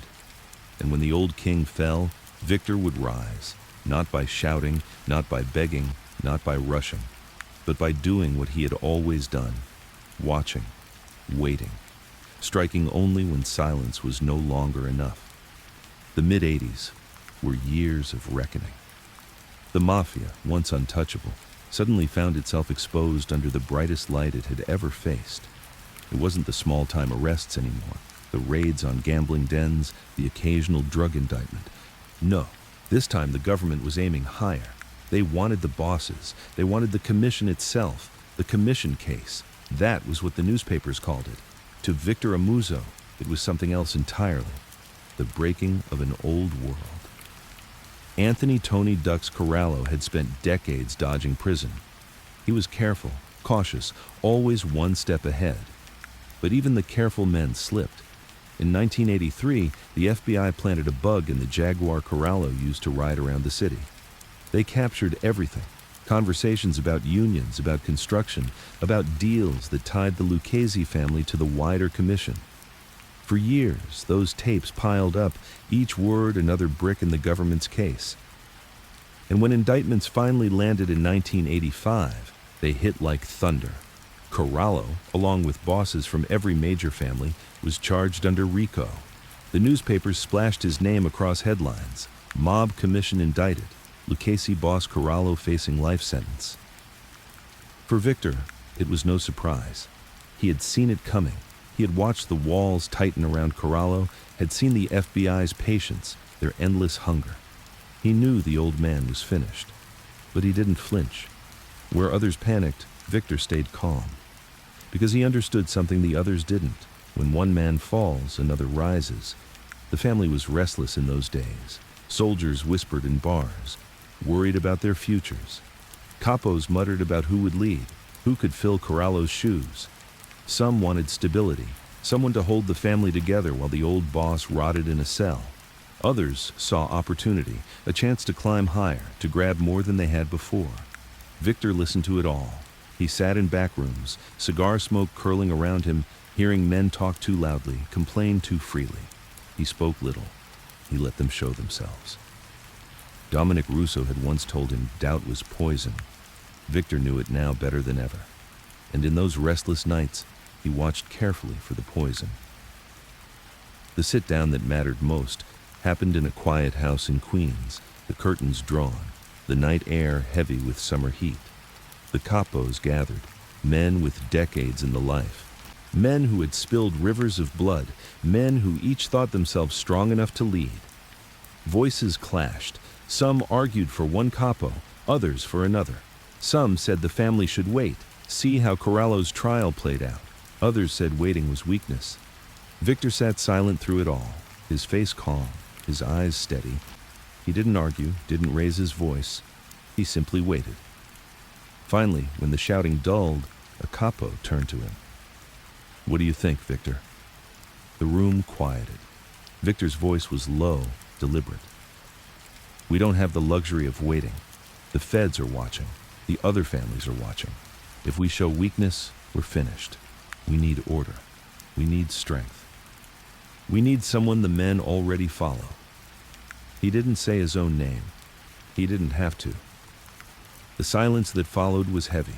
Men exchanged glances. They all knew who the soldiers followed, who the unions listened to, who made rivals vanish without a word. Victor Amuso. The decision wasn't made that night, not formally. Nothing in the Mafia ever was. But over the weeks that followed, the whispers changed. Men who once muttered doubts now spoke of Victor with respect, with fear. Envelopes moved in his direction. Orders were followed with his name behind them. And when Corralo was finally convicted in 1986, sentenced to what would be the rest of his life, the crown of the Lucchese family slid onto Victor's head without ceremony, without announcement. He was the boss now. Power changed men. Some became loud, desperate to show their strength. Some became greedy, reaching too fast. Some became paranoid, seeing betrayal in every shadow. Victor became colder. As boss, he carried himself the same way he always had, quiet, deliberate, unblinking. But the weight behind his silence was heavier now. When he entered a room, conversation stopped. When he lit a cigarette, men watched his hands. When he spoke, every word was measured like gold. He ruled the way he had always lived, through fear that lasted longer than respect. The first months of his reign were a test. Rival families watched closely, testing his resolve. Would the Lucchese's fracture under new leadership? Would the Gambinos push in? Would the Colombos sniff weakness? Would the Genoveses see an opening? Victor gave them no weakness to see. When a Gambino crew pressed too hard on a trucking route, the soldier leading it turned up in the trunk of his own car, his mouth stuffed with dollar bills. When a Colombo capo questioned Victor's control over a union contract, his house mysteriously caught fire in the middle of the night. Victor didn't brag about these moves. He didn't need to. The message traveled faster than words. The Luccheses were not weak. The new boss was not soft. Victor Amuso was a man to fear. Inside the family, he moved just as ruthlessly. Capos who hesitated were replaced. Soldiers who doubted were silenced. Associates who whispered too freely disappeared. Dominic Russo, his old companion, had already vanished years earlier when doubt clouded his loyalty. Joey Marino had been put down when his mouth ran too loose. Now, others followed them into the dark. Each removal made Victor's grip tighter. Each silence carved his authority deeper. By 1987, there was no doubt. Victor Amuso was not just the boss of the Lucchese family. He was its ruler, absolute, untouchable. But being boss meant more than blood. It meant strategy. Victor expanded the family's reach into construction, cement, and trucking. Every skyscraper, every road, every bridge, somewhere in the shadows, the Luccheses took a cut. The unions bent easily, their leaders already conditioned by years of envelopes and threats. Developers paid without complaint, knowing strikes could appear overnight and vanish just as quickly. The money flowed in thicker than ever. Tens of thousands turned to hundreds of thousands, then to millions. And with that money came influence. Judges, politicians, city officials all found themselves in Victor's pocket, some knowingly, others without realizing until it was too late. But money and power only painted larger targets. The FBI, flush with its victory in the commission case, was hungrier than ever. They wanted to prove that taking down bosses wasn't a one-time triumph. They wanted to show they could bury entire families. Victor knew this. He felt their eyes everywhere. He saw the cars parked too long on corners, the men pretending to read newspapers outside social clubs. He heard the whispers of wiretaps, the rumors of undercover agents. But he stayed calm.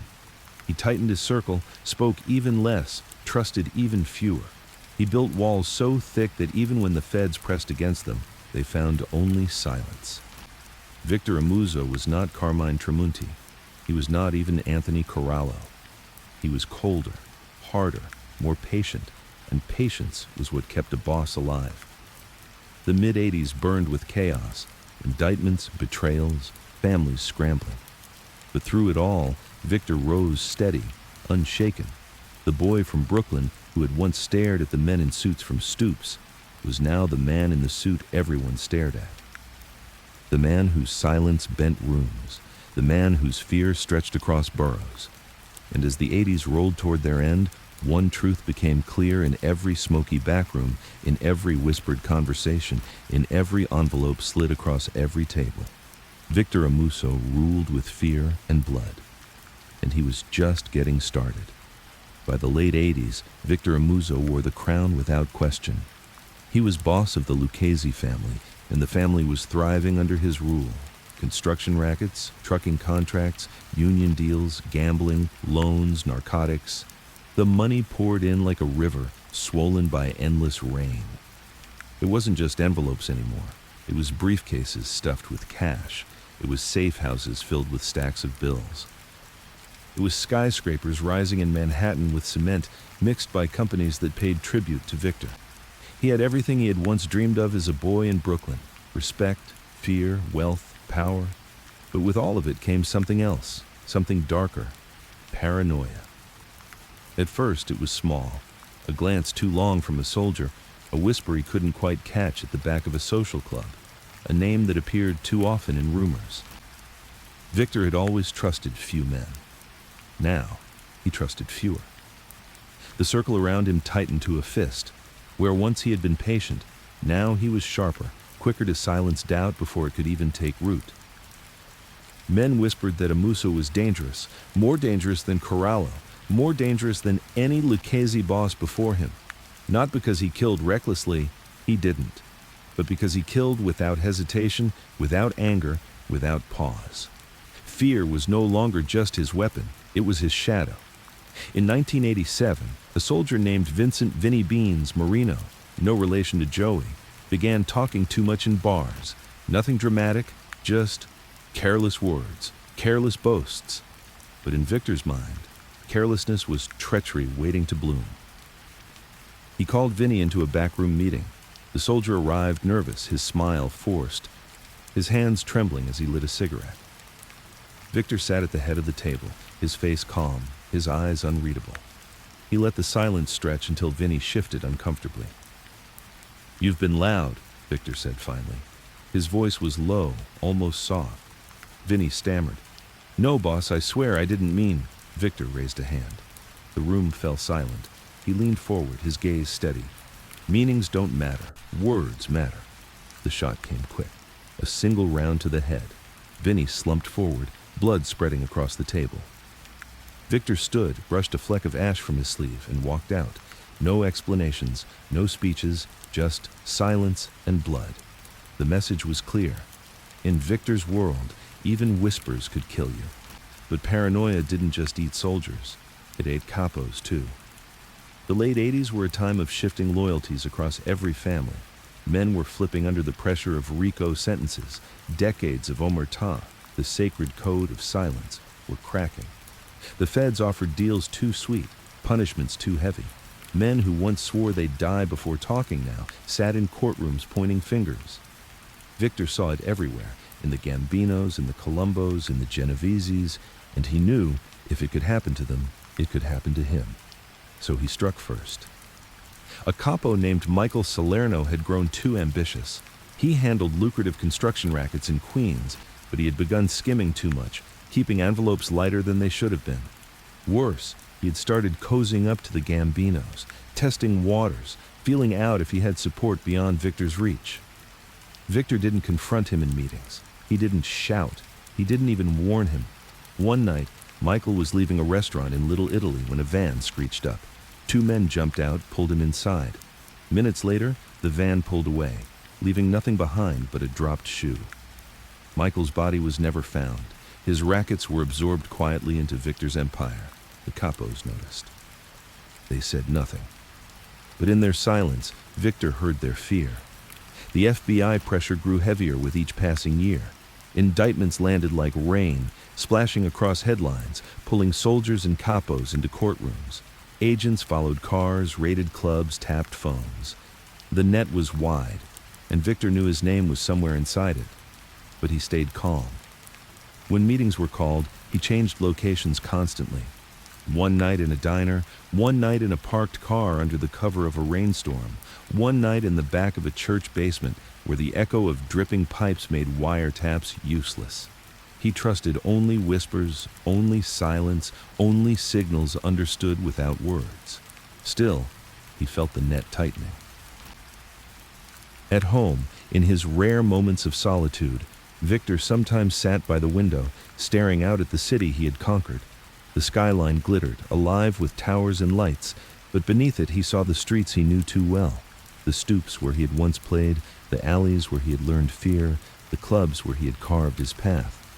He poured himself whiskey, lit a cigar, and thought about the cost. He had power, yes, more than he had ever imagined as a boy, but every ounce of it was paid for in blood, not just others' blood, but his own soul's. And though he would never admit it, even to himself, sometimes in the quiet, when the city hushed, he felt the weight of ghosts pressing in. Joey, Dominic, Carlo, Vinny Beans, Michael Salerno, names buried in shadows, faces he no longer saw in dreams but in mirrors, flickering for just a moment before fading again. But Victor never allowed himself more than a heartbeat of doubt. Doubt was poison. Doubt killed faster than bullets. He had learned that long ago. So he drank his whiskey, exhaled smoke, and let the ghosts fade back into silence. By 1989, Victor Amuso was at the height of his power. The Lucchese family was feared across the city, respected across the country. His control of unions and construction made him untouchable in business. His ruthlessness made him untouchable in the streets, but the higher he climbed, the lonelier it became. Every smile looked like a mask. Every handshake felt like a trap. Every whisper sounded like betrayal. Victor ruled with fear and blood, and now fear ruled him too. The soldiers still followed, the capos still bent, the envelopes still arrived heavy. But behind every envelope, Victor saw a knife. Behind every whisper, he heard the echo of betrayal. And behind every silence, he felt the weight of the law closing in. The boy from Brooklyn who once watched from stoops was now the king of a crumbling empire. And though his face stayed calm, though his eyes stayed cold, deep inside, Victor Amuso knew the truth that every boss eventually learns. Power isn't permanent. Fear lasts longer than respect, yes, but nothing lasts forever. The 90s opened not with neon and promise, but with sirens. For the Mafia, the golden years were gone. The FBI had tasted blood with the commission case, and now they wanted more. They weren't just satisfied with bosses behind bars. They wanted to dismantle entire families, brick by brick, until nothing remained but ghosts and headlines. For Victor Amuso, the storm that had been building for years finally broke. In 1990, federal prosecutors unsealed indictments that named him directly. Not whispers this time, not rumors, not shadows in FBI files. His name was there in black ink. Victor Amuso, boss of the Lucchese family, racketeering, murder, extortion, conspiracy. A list so long it read like a resume of his life's work. The papers called him one of the most dangerous men in America. The streets whispered something else. The boss was hunted. The morning the indictment came down, Victor was in a house in Brooklyn, sipping coffee at the kitchen table. A soldier rushed in, breathless, holding a newspaper. "They named you, boss," he stammered, placing the paper on the table. Victor didn't flinch. He took the paper, read the headline slowly, then folded it neatly. "Get the car," he said quietly. Within hours, he was gone. Victor became a ghost. The FBI raided clubs, searched homes, tapped phones, but he had vanished. Some said he fled to Pennsylvania, others to Florida. Others whispered he hid in apartments across Brooklyn itself, blending into the very city he had once ruled. The truth was simpler. He moved constantly, never staying in one place more than a few nights. Motel rooms with buzzing neon signs, farmhouses out in the quiet dark, apartments borrowed from soldiers who never dared to ask how long he'd stay. He traveled with bodyguards, men loyal enough, or scared enough, to protect him. But even among them, Victor felt the gnawing of doubt. Who could be trusted? Who would talk if the feds pressed too hard? Who would decide that betraying him was safer than following him? Paranoia became his constant companion. Running an empire from the shadows was no easy task. The Lucchese family still needed a boss, still needed orders, still needed decisions. Soldiers demanded direction, capos demanded answers. The money had to keep flowing, the rackets had to keep running. So Victor ruled from the road. Messages passed through intermediaries, meetings held in parked cars late at night, orders whispered into payphones, then relayed through layers of men until they reached the right ears. It worked, but it wasn't clean. The longer Victor stayed hidden, the more restless the family became. Capos grumbled. Soldiers wondered if their boss was still truly in control. Rivals sniffed opportunity, testing boundaries. Victor tightened his grip. Anyone suspected of disloyalty was silenced, even if the suspicion was thin, even if the proof was nothing more than a whisper. Fear kept the family together. Fear and the knowledge that even on the run, Victor Amuso's reach was long enough to strangle. But the cracks grew. One of his underbosses, Alphonse Little Al Darko, began to doubt. Darko had been a steady hand, a man Victor relied on to manage day-to-day operations while he stayed hidden. But paranoia spread like fire in dry grass. Victor, convinced betrayal was everywhere, began ordering hits not just on rivals, but on men inside his own circle. Men Darko had known for years, men he trusted. In 1991, Victor allegedly ordered the killing of a soldier's wife, a woman accused of knowing too much, of talking too freely. To Darko, it was a line too far. The old rules, the rules that had once given structure to the chaos, were being burned away, and in that fire, loyalty cracked. Darko flipped. He became the highest-ranking Lucchese member ever to cooperate with the government. His testimony gave the FBI maps of the family's rackets, names of soldiers, details of murders, secrets buried in shadows. For Victor, it was the ultimate betrayal. He had always known betrayal was inevitable. He had always expected it. But to see a man of Darko's stature bend, to see Omerta, the sacred silence, shattered at the top, was a wound deeper than bullets. It confirmed what he already knew but had tried not to say aloud. The Mafia he had built his life in, the Mafia he had killed for, ruled for, bled for, was crumbling. Not from the FBI, from within. The hunt for Victor intensified. His face was splashed across newspapers. FBI agents called him one of the most wanted men in America. Tips poured in, sightings here, whispers there. But he remained elusive, slipping through cracks like smoke. Still, the pressure mounted. Every knock at a door could be the feds. Every phone call could be a wire. Every shadow could be a betrayal. The life he had built, a life of control, of silence, of discipline, was now a life of running, of hiding, of waiting. And Victor hated waiting. He spent long nights in silence, sitting in motel rooms with the curtains drawn, a pistol on the nightstand, a glass of whiskey in his hand. He thought about the boy he had once been, watching the men in suits from stoops. He thought about the rise, the fights, the blood, the fear. He thought about Corallo, about Tramunti, about all the bosses who had come before him, now ghosts in prison cells or graves. He wondered if he had truly risen at all, or if he had simply walked a path that always ended the same way, in chains or in dirt. But doubt never lasted long. He had killed doubt long ago.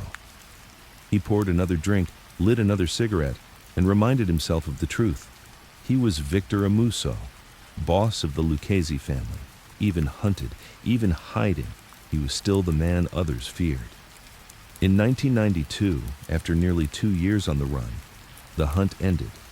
FBI agents closed in on a suburban house in Pennsylvania, tipped off by information that had trickled down through the cracks of loyalty. The raid was quick, silent, efficient. Victor was arrested without a fight. The newspapers crowed. FBI captures Lucchese boss. Cameras flashed. Reporters shouted questions as Victor was led in handcuffs, his face calm, his eyes cold, as if none of it touched him. To the world, it looked like the end. But Victor knew better.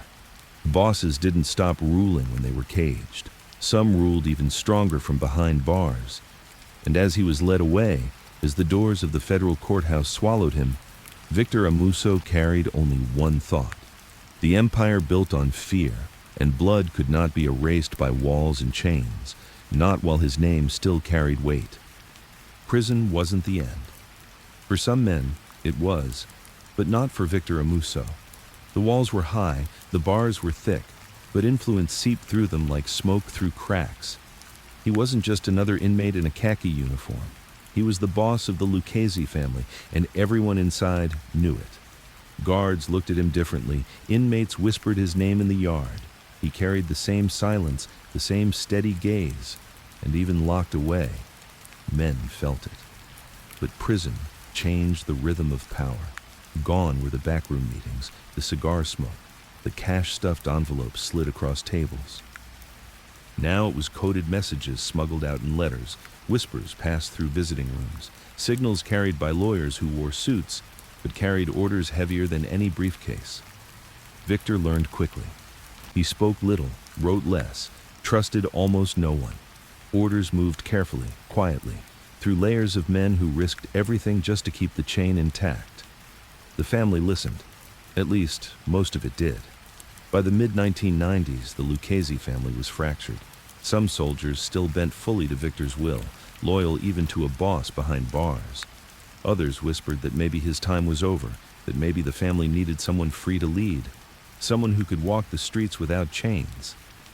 Victor knew about those whispers. He had spent his life listening to whispers, and he answered them the way he always had.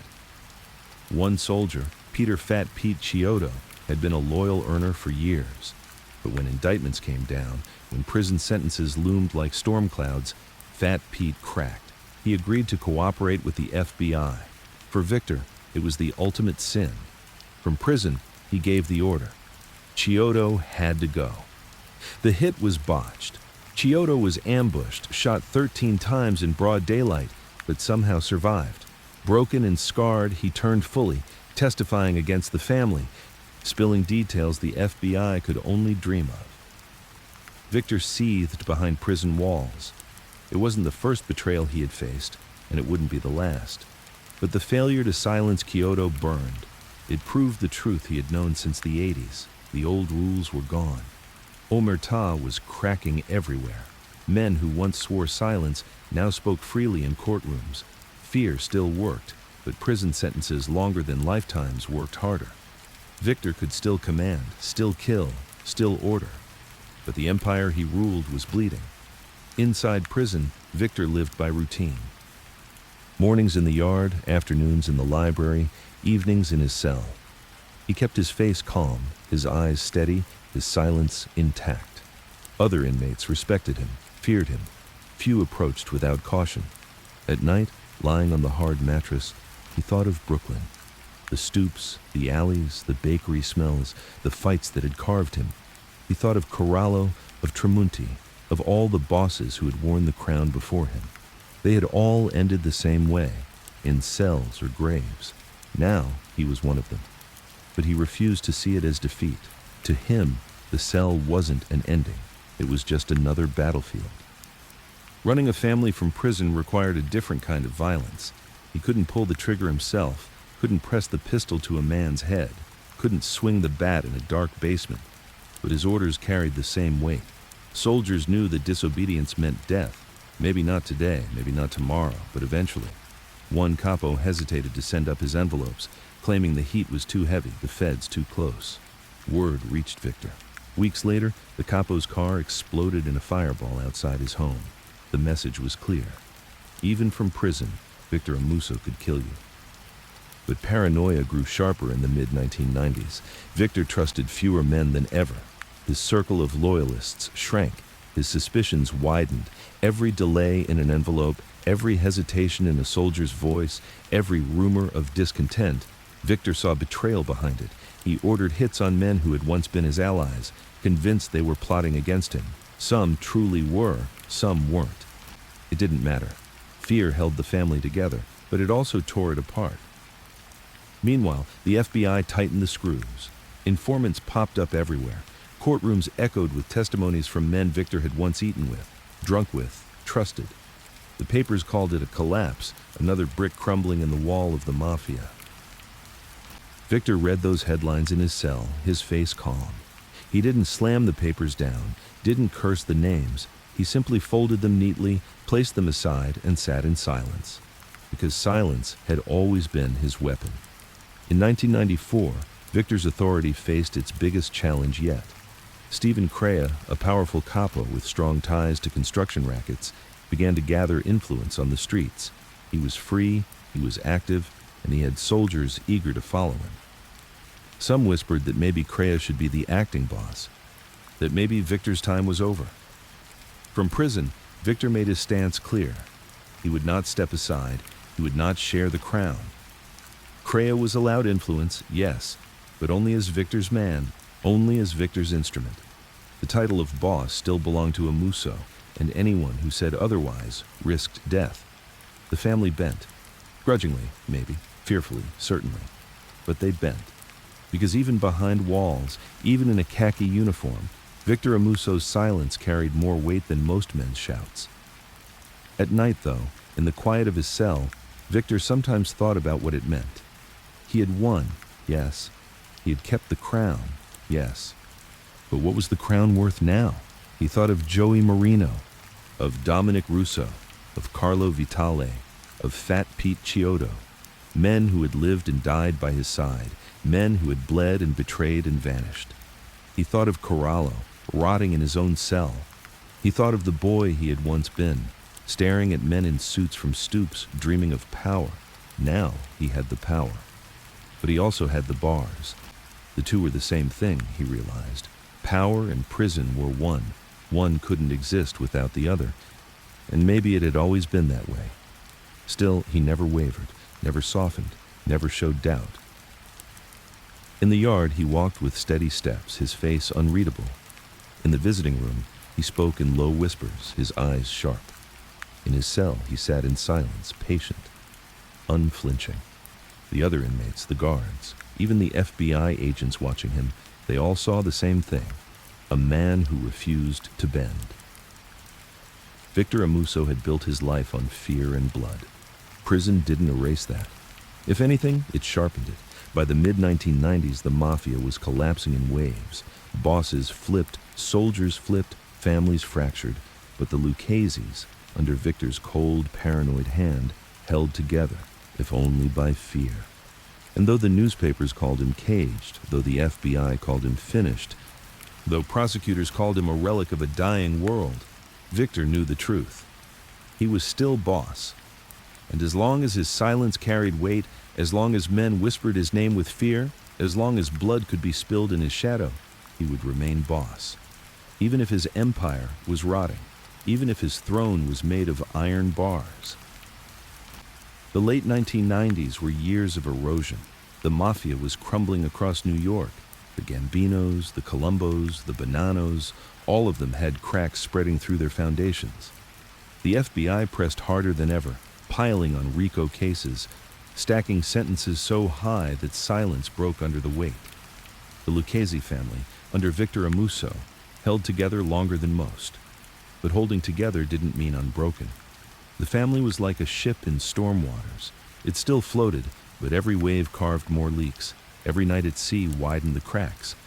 And at the center of it all sat Victor, behind prison walls, ruling with fear, watching his empire bend and splinter.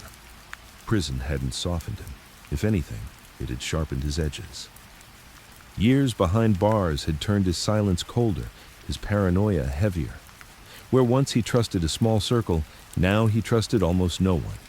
Every message that reached him, every envelope that was late, every hesitation in a soldier's voice, all of it was weighed like evidence in his mind.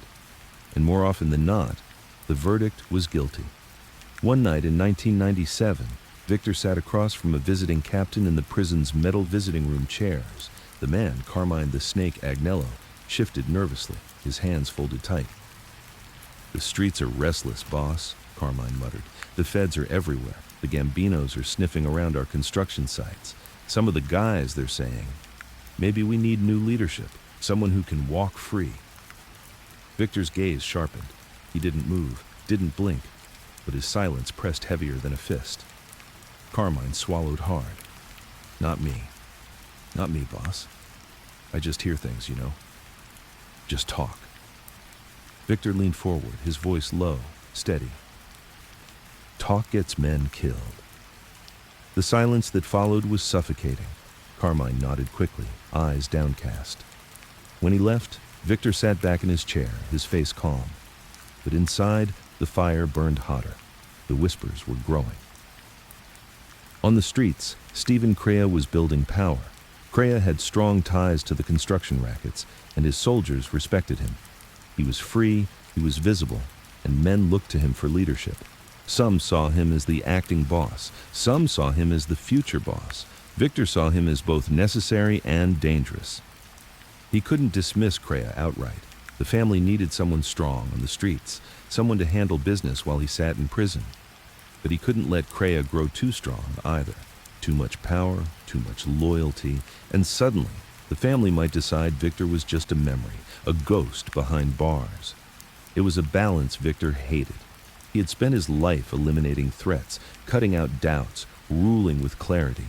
Now he had to tolerate an ally who looked too much like a rival. Paranoia gnawed at him every night. The betrayals continued. More soldiers flipped, more capos testified. Courtrooms filled with men who had once kissed his ring, now pointing fingers, describing murders, rackets, envelopes. Victor read the transcripts in his cell. He studied the names, the details. The voices now turned against him. He didn't curse. He didn't slam the papers. He simply folded them neatly and placed them aside. Then, he sent orders. Some flipped soldiers had families still on the streets. Some had businesses that could be burned, brothers that could be beaten, cousins that could vanish. Victor couldn't silence the rats in courtrooms, but he could remind others what betrayal cost. The message traveled, blood carrying it faster than words. But paranoia eats inward too. Victor began to question not just soldiers and capos, but even the men smuggling his messages, the lawyers carrying his whispers, the visitors who bowed their heads in front of him. One wrong look, one slip of the tongue, one envelope a day late, that was all it took for Victor to suspect betrayal. And once he suspected, the end was already written. In 1998, a soldier named Anthony Tony Blue Santoro was accused of shorting envelopes. It wasn't proven, it wasn't clear, but whispers reached Victor that Tony had been grumbling about leadership, about the future, about whether a boss in prison could really be boss. The decision came swift. Tony's body was found in the trunk of a car, his mouth taped shut, his hands bound. A note was pinned to his jacket with one word written in block letters: quiet. The family understood. Even behind bars, Victor Amuso still ruled, still killed, still silenced. But fear that tight only bends men so far. By the late 90s, the Lucchese family was splintering. Some soldiers followed Victor faithfully, loyal even to a caged boss. Others bent toward Crea, seeing him as the man who could actually lead on the streets. Still others looked out only for themselves, cutting deals with the feds, skimming from envelopes, whispering with rivals. The family no longer moved like a machine. It lurched, staggered, patched itself with fear and silence, but bled from every crack. Victor knew it. He felt it in every report that reached him, in every rumor carried into the visiting room, in every delay between orders and results. He had built his life on discipline, on control, on silence. Now, behind prison walls, control slipped through his fingers like water, and discipline was harder to enforce from a cage. Still, he refused to let go. In the yard, he carried himself with the same calm, steady steps, his eyes unreadable. Other inmates, some killers, some gangsters, some nobodies, all recognized it, the quiet authority, the aura of a man who had commanded lives, ended lives, ruled empires. Victor spoke little, but when he did, men listened. Even in prison, he was feared. At night, though, in the quiet of his cell, Victor wrestled with the truth. He thought of the boy he had once been, staring at men in suits from Brooklyn stoops, dreaming of power. He thought of the rise, the fights, the blood, the silence. He thought of Corallo, rotting in his own cell. He thought of Joey Marino, Dominic Russo, Carlo Vitale, Fat Pete Chiodo, names carved into his memory like scars. Now, he was the old man rotting. The crown was his, yes, but what did the crown mean when it sat behind bars? He wondered if he had ever truly won, or if the game was always unwinnable. But then he remembered what had carried him all his life. Fear. Fear lasted longer than respect. And as long as men still whispered his name with fear, as long as blood still spilled under his orders, as long as silence still bent rooms in his direction, Victor Amuso was still boss. By 1999, the Lucchese family was fractured but alive. Some said it was dying, some said it was doomed, but Victor knew better. Families didn't die. They bled, they rotted, they fractured, but they never truly died. As long as money flowed, as long as fear ruled, as long as silence carried weight, the Mafia endured. And so would he. Behind walls, behind bars, behind whispers of betrayal, Victor Amuso endured. Boss of the Lucchese family, ruler of fear and blood. Even as the century turned, even as the world outside changed, Victor remained what he had always been, a man who never blinked. The new century arrived, but it wasn't the world Victor Amuso had once ruled. The streets had changed, the Mafia had changed, the city itself had changed. Neon and glass stretched over Manhattan, Wall Street's greed outshone the backroom gambling dens, and new gangs filled the void left by fading families. The old racket still existed, unions, construction, trucking, but they no longer had the same iron grip. The FBI had broken too many bones, flipped too many men, buried too many bosses in prisons that swallowed them whole. But Victor still ruled.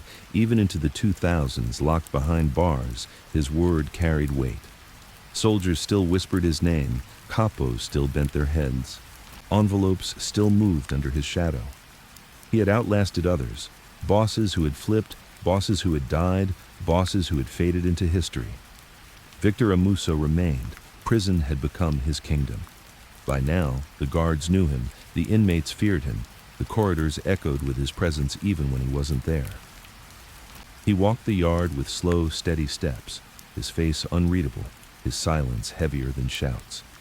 Younger inmates, some gang members, some nobodies, studied him the way he had once studied the men in suits on Brooklyn stoops. They saw the stillness, they saw the authority, they saw the fear, and they understood. Here was a man who had ruled, who still ruled, even without streets, even without freedom. Victor gave them nothing more than glances, sometimes a word, sometimes nothing at all. But his silence was a lesson in patience, a lesson in power, a lesson in fear. The Lucchese family outside bent, but it did not break. Stephen Crea grew stronger on the streets, guiding day-to-day business.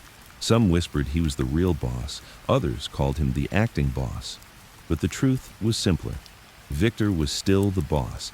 Every major decision still passed through him. Every serious move still needed his blessing. He ruled through letters, through lawyers, through coded whispers carried out of prison visiting rooms. It wasn't clean. It wasn't simple. But it worked. Fear carried his word farther than any free man's shout. But paranoia never left him. Even in the 2000s, decades into his reign, Victor trusted almost no one. Every man could flip, every friend could betray, every soldier could talk. He had seen it too many times. He had lived through the betrayal of Fat Pete Chiodo, through the flip of Al Darko, through endless soldiers who had cracked under the weight of RICO sentences. So he ruled the only way he knew how, with suspicion, with silence, with blood. From prison, he ordered hits. Men he suspected of betrayal vanished. Soldiers who hesitated were silenced. The family learned quickly, distance didn't weaken Victor. If anything, it made him sharper. If the boss could kill you from behind bars, then he was more dangerous than ever. The FBI never stopped watching. They tapped phones, they followed soldiers, they raided clubs. They wanted proof that Victor still ruled. They wanted evidence that his hands still directed blood and money. But Victor had spent his life mastering silence. He didn't leave trails. He didn't leave words. His orders moved like smoke, thin and invisible, impossible to grab. The FBI grew frustrated. They caught soldiers, they caught capos, but the boss remained a shadow. Even in prison, Victor Amuso was untouchable. The years wore on. The Mafia itself shrank. New gangs, new drugs, new economies reshaped the streets. The old dominance was gone. The days of bosses openly ruling unions, of families controlling entire boroughs, of fear alone keeping order, those days faded like cigarette smoke. But Victor's name endured, because fear lasts longer than respect. In the quiet of his cell, Victor thought often about his legacy. He didn't write, he didn't confess, he didn't speak openly. But in the silence, when the lights dimmed and the prison settled into restless quiet, he thought. He thought of the boy in Brooklyn, watching men in suits sip espresso. He thought of the rise, the fights, the blood, the lessons in fear. He thought of Corallo, of Tramunti, of bosses who had fallen before him. He thought of Joey Marino, Dominic Russo, Fat Pete Chiodo, Al Darko, names carved into memory like scars. And he thought of himself, Victor Amuso, who had ruled longer than anyone expected, who had ruled not by charm, not by charisma, but by silence, by fear, by blood. Was it victory? Or was it just survival, stretched longer than most? He never answered. He didn't need to. The world outside moved on. Technology changed. Cell phones, the internet, surveillance stronger than anything the FBI had in the 80s. The Mafia adapted poorly. Younger men were reckless, careless, too loud for Victor's taste. They didn't understand silence. They didn't understand patience. They didn't understand fear the way he did. The family still existed, yes. It still made money, yes. But it wasn't the same. It wasn't an empire anymore. It was a shadow of an empire, a ghost of what once was. Victor knew this, and yet he also knew something else. Ghosts endure. Shadows linger. Fear lasts. His name was still spoken. His orders were still followed. His silence was still law. And that, to him, was enough. By the 2010s, Victor was an old man. The sharpness of youth was gone. The weight of years pressed into his bones. But his eyes remained the same. Dark, steady, unblinking. Inmates who passed him in the yard still lowered their heads. Guards still spoke of him in hushed tones. Soldiers on the outside still whispered his name. The boy from Brooklyn had become a legend. Not a legend of respect, not a legend of love, a legend of fear. Legacy in the Mafia is never clean. It is written in blood, in betrayal, in whispers. It is measured not by monuments, not by wealth, not by families built. It is measured by how long your name carries weight after you're gone. Victor Amuso's name carried, because he had ruled the only way that lasts, through fear, through silence, through blood. In the end, the crown was both triumph and curse. It had given him everything, and it had caged him forever. But Victor Amuso never blinked, never softened, never begged, and that was his victory.